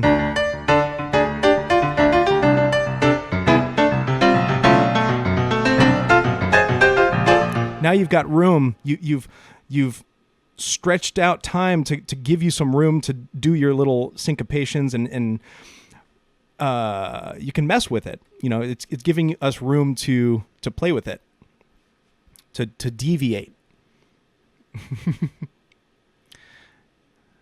Mag Slovenia, right? So I would say what determines if a song is good for a jazz or a funk tune is if it's not too fast. Basically, I found that if anything that's faster than 138, maybe 145 BPM, that's when it's kind of like, well, now it's just a rock tune. Unless if we totally changed the feel of it and made it half as fast or cut time, which then totally changes it into... usually tunes that are that fast are high energy. They're supposed to be fast for a reason. So by slowing it down, it becomes... Sometimes the feel or the purpose of the song is changed. Yeah, exactly. So we'll go halftime with some tunes. For instance, Green Hill Zone, we do that. We go halftime because it is just kind of a fast BPM. At least the speed that we play it sometimes. So instead of trying to play like...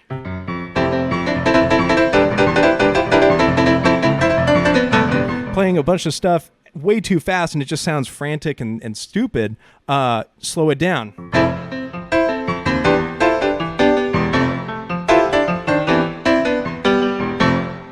So instead of counting it, you slow it down, halftime.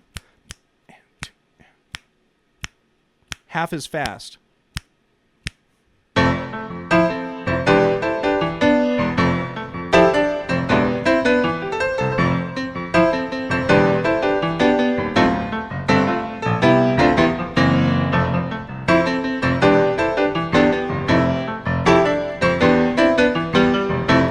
There's a tritone for you.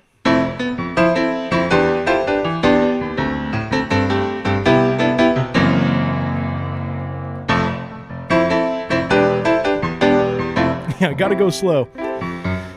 That tritone there, I just went to that kind of stanky chord.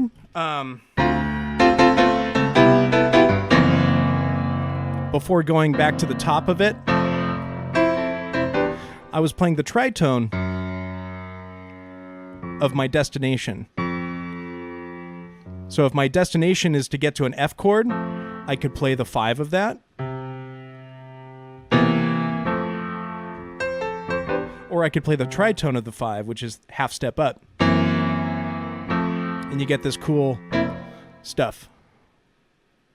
Yeah, so when you play the tritone, technically you're going to play a dominant 7th chord with a flat 5. Typically, that's what you're going to do, because the flat 5 makes it so that all of the notes are the same.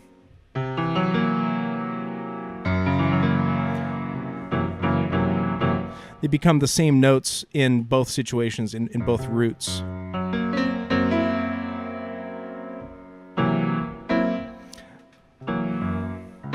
Yeah, flat 5. Here, I'm going to scroll up and see if there were some questions in here in the chat.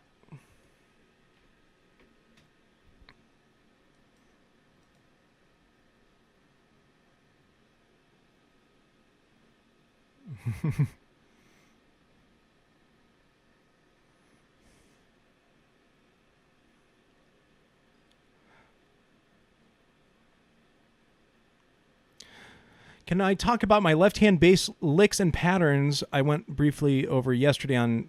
Yeah, so I kind of did that with Smash Bros. And that's the same pattern I do for Chrono Trigger and a lot of those faster, like 138 BPM. 138's like the perfect tempo for like a lot of the fast tunes, whether it's like Chrono Trigger or Chemical Plant Zone.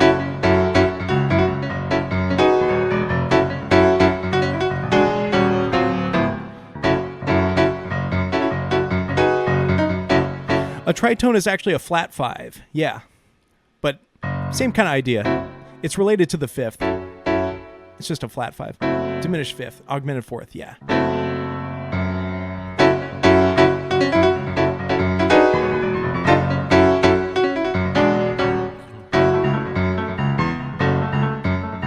So what I'm doing on the left hand often is just roots, fifths, and octaves.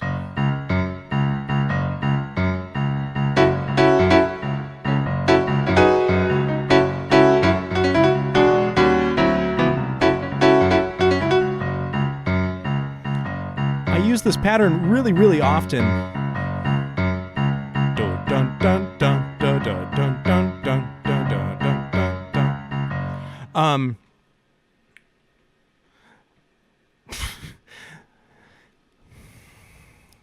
I can show what my left-hand patterns are, but I think the pattern itself, the pattern is consistent for the left hand, but relating it to what the right hand is doing, it depends on what the song is. So that changes up the coordination of both hands a little bit. It's going to depend on what the tune is. I've revealed too much. No, I'm definitely I've been eager to share this. Hey, thank you for the 100 bits. It's not showing up on the screen as far as I know, but thank you, Queenall, for the bits for the tritonus bitimus.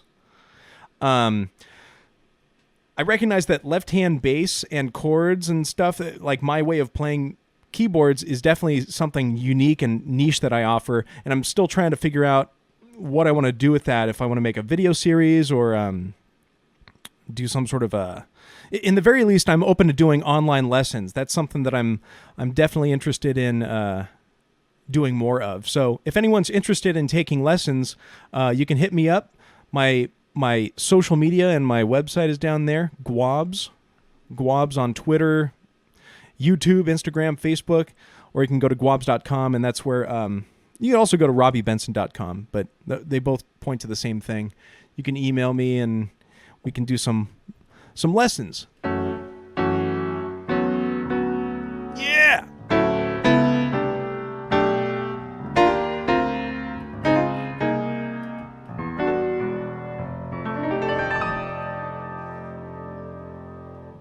Have I ever covered any Contra songs? I would love to hear your rendition of the music. No, I haven't. Feel free to send some suggestions to us. We have a Discord as well, discord.gg/supersoulbros. We have in that Discord, we have a music channel, video games. Basically, you can chat with the band and the whole community, but we have a suggestions channel in there where you can post certain ideas. From what I recall, Contra music is kind of at that higher BPM, and it's got like really wild melody lines, which is cool. That just might be... I haven't heard a lot of it. From what I recall, it's some of that faster, funky, syncopated stuff. A Contra song is just a regular song an octave down, right?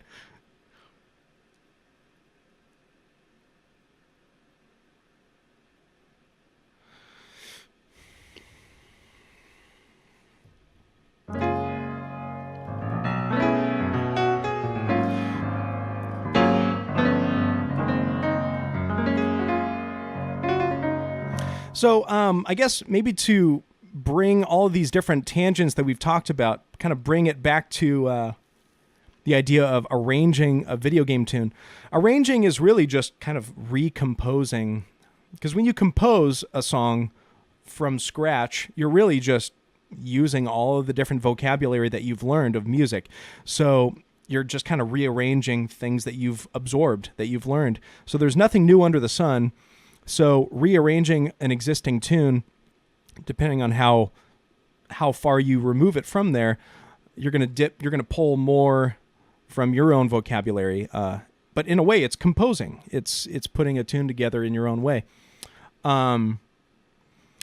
So learning about music and learning about just building your vocabulary of chords and learning other songs and analyzing those songs, breaking them down to see what their component parts are, like what the melodic phrases are, what the harmonies are that back up, like what's that bottom part of the sandwich that's working with the melody.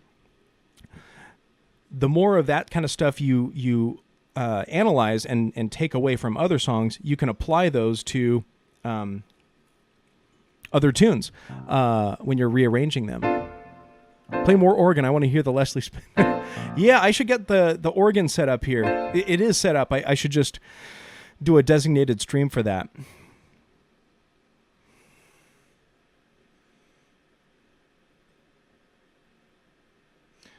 Yeah, tritones are, I guess, to be avoided. It depends on what you're trying to do, but everything is relative to, rather, spiciness is relative.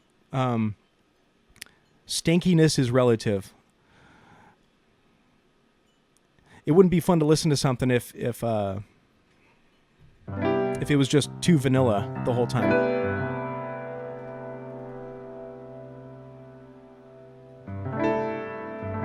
Oh sure, yeah, we could do a vote for an outro song. Yeah, let's get a poll going for that. That's cool. Honestly, I don't practice that much, which is not a good thing, but my practice is playing songs usually. So I don't have warm-ups. I should.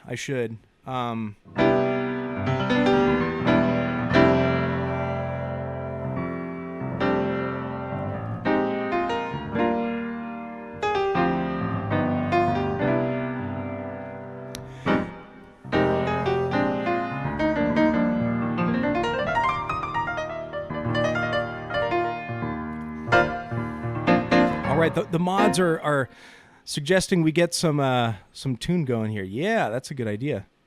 But yes, learning music, and by that I mean learning a lot of different songs and learning to play them, but also looking at what's that melody doing, what note am I playing in the melody, and how is that relating to the lower stuff on the sandwich.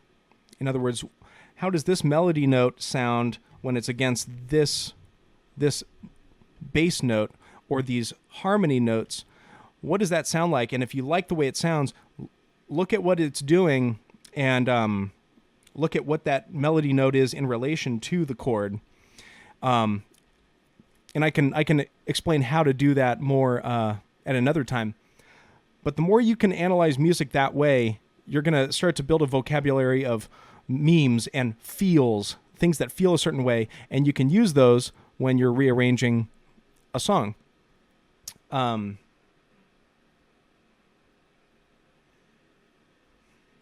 Live edgy drums. And as we're still kind of coming up to the end here, another call to action would be following Super Soul Bros on any social media if you haven't already. All the info's down there. Super Soul Bros. And then, again, my own personal thing is Robbie Benson. I have Gwobs. That's my handle on all the social media. I'm currently open for new lessons, new students. And actually, I imagine a lot of the band, Super Soul Bros, is also open to taking some students to do online virtual lessons. You can reach out to them as well on the Discord. I don't do the eShop theme that well.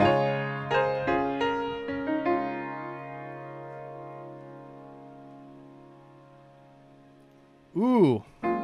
I probably could, though. Here it is. Here, I can botch that, and then I'll botch it, and then we'll do another one as well. I'll try to hit all of them. No, it's fine. That's the one that goes.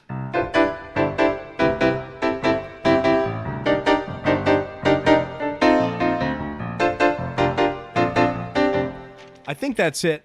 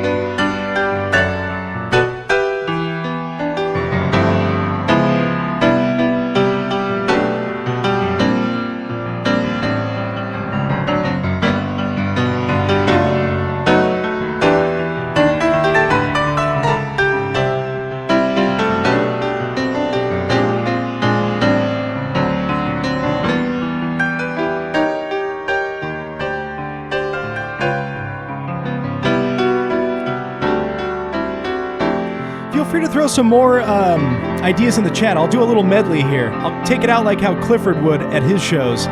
He would hit a bunch of different tunes at the end.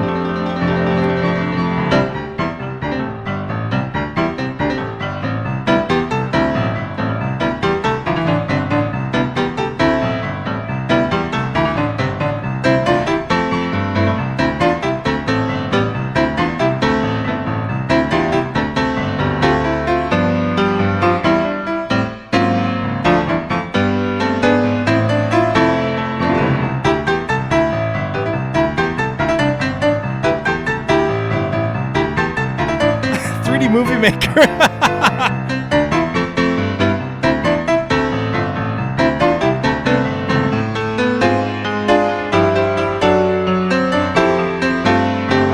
Hear those chromatics?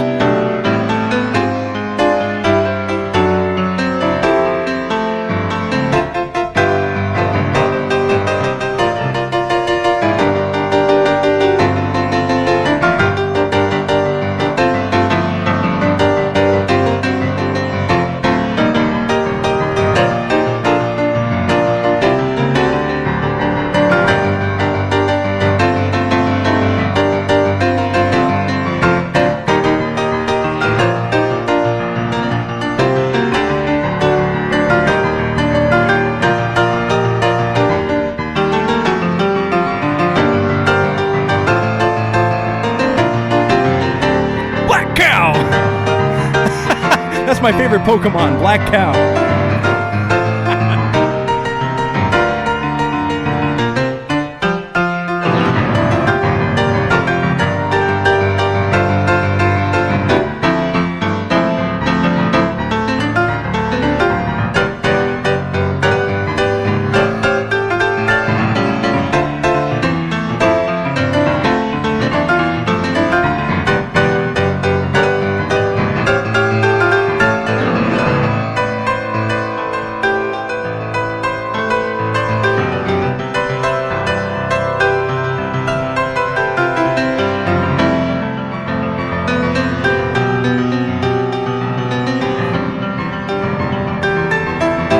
Another Mike Choi jam here.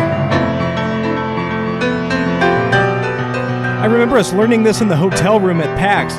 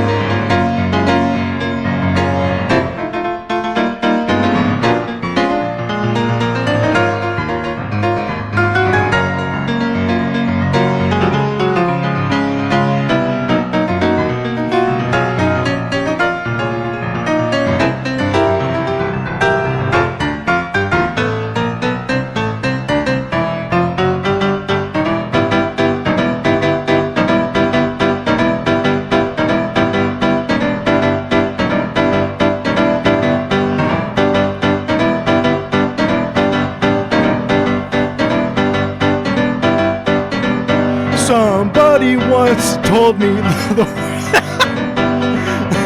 that's some coordination I gotta work out.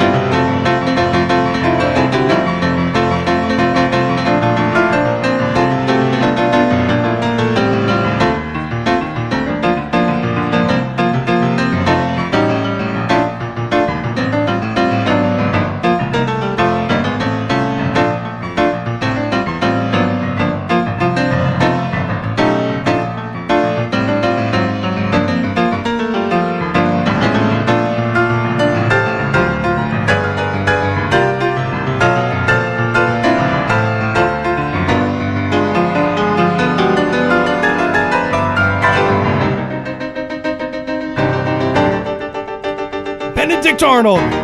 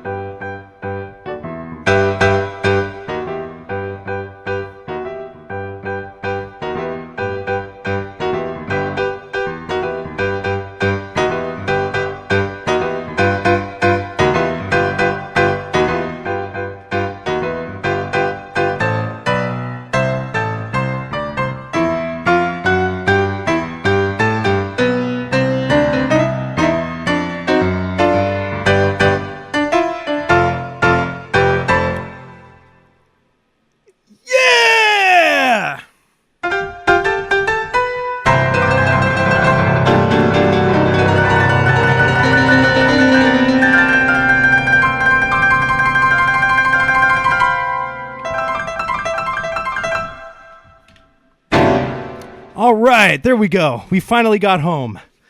And with a big dinosaur to greet us. Yay! Wow, that was a journey, wasn't it? So many tensions and releases. I don't even know what happened. It was a blackout moment, but I'll have to watch the VOD and see what happened there. A few detours, yeah, that's right. Thank you so much, everyone. That was really fun. Your enthusiasm really got me going there. That was really cool. That's the stuff I like to do. Just things happen with that energy. It's a dialogue. I feed off of you. You feed off me, and we go places that I wouldn't play normally, which is really cool. I love it. So thank you so much for being here and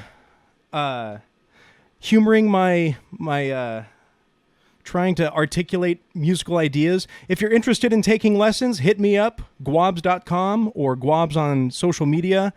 I also have my own Twitch stream, twitch.tv/Gwobs, where there's a lot of other alternative content, but it's all got some creative element to it. Super Soul Bros, I stream Tuesdays and Thursdays at 11 a.m. Pacific on the Super Soul Bros Twitch channel. And feel free to join the Discord. And major shout-outs to Fangamer. Give Fangamer a big hand and hit the follow button if you haven't already. They're doing this. This is a series. Currently, the plan is for this to be a series of streams on Thursdays at 1 p.m. Pacific. And they're doing a lot of like featuring and showcasing different artists and designers. And they're just showing you their process and what they do. So it might be music one time, it might be a graphic design stream another time, but Fangamer makes really, really good stuff. So definitely follow them, and anything that they're putting on their stream is worth checking out. Yeah, man, what else to say? Thank you for all the questions. This would be a really cool thing to do. This is kind of like something I've been wanting to do more of, even on the Super Soul Bros channel. Get some education involved with taking requests and showing how to use that stuff. Fangamer's top tier fan swag. That's right. I mean, Fangamer effectively makes our shirts too. Everything they do is good stuffs. All right. Well, yeah, thank you. Absolutely.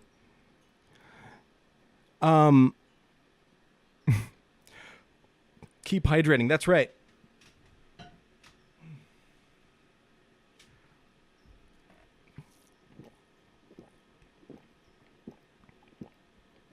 Got to get some water. That Darth Maul water.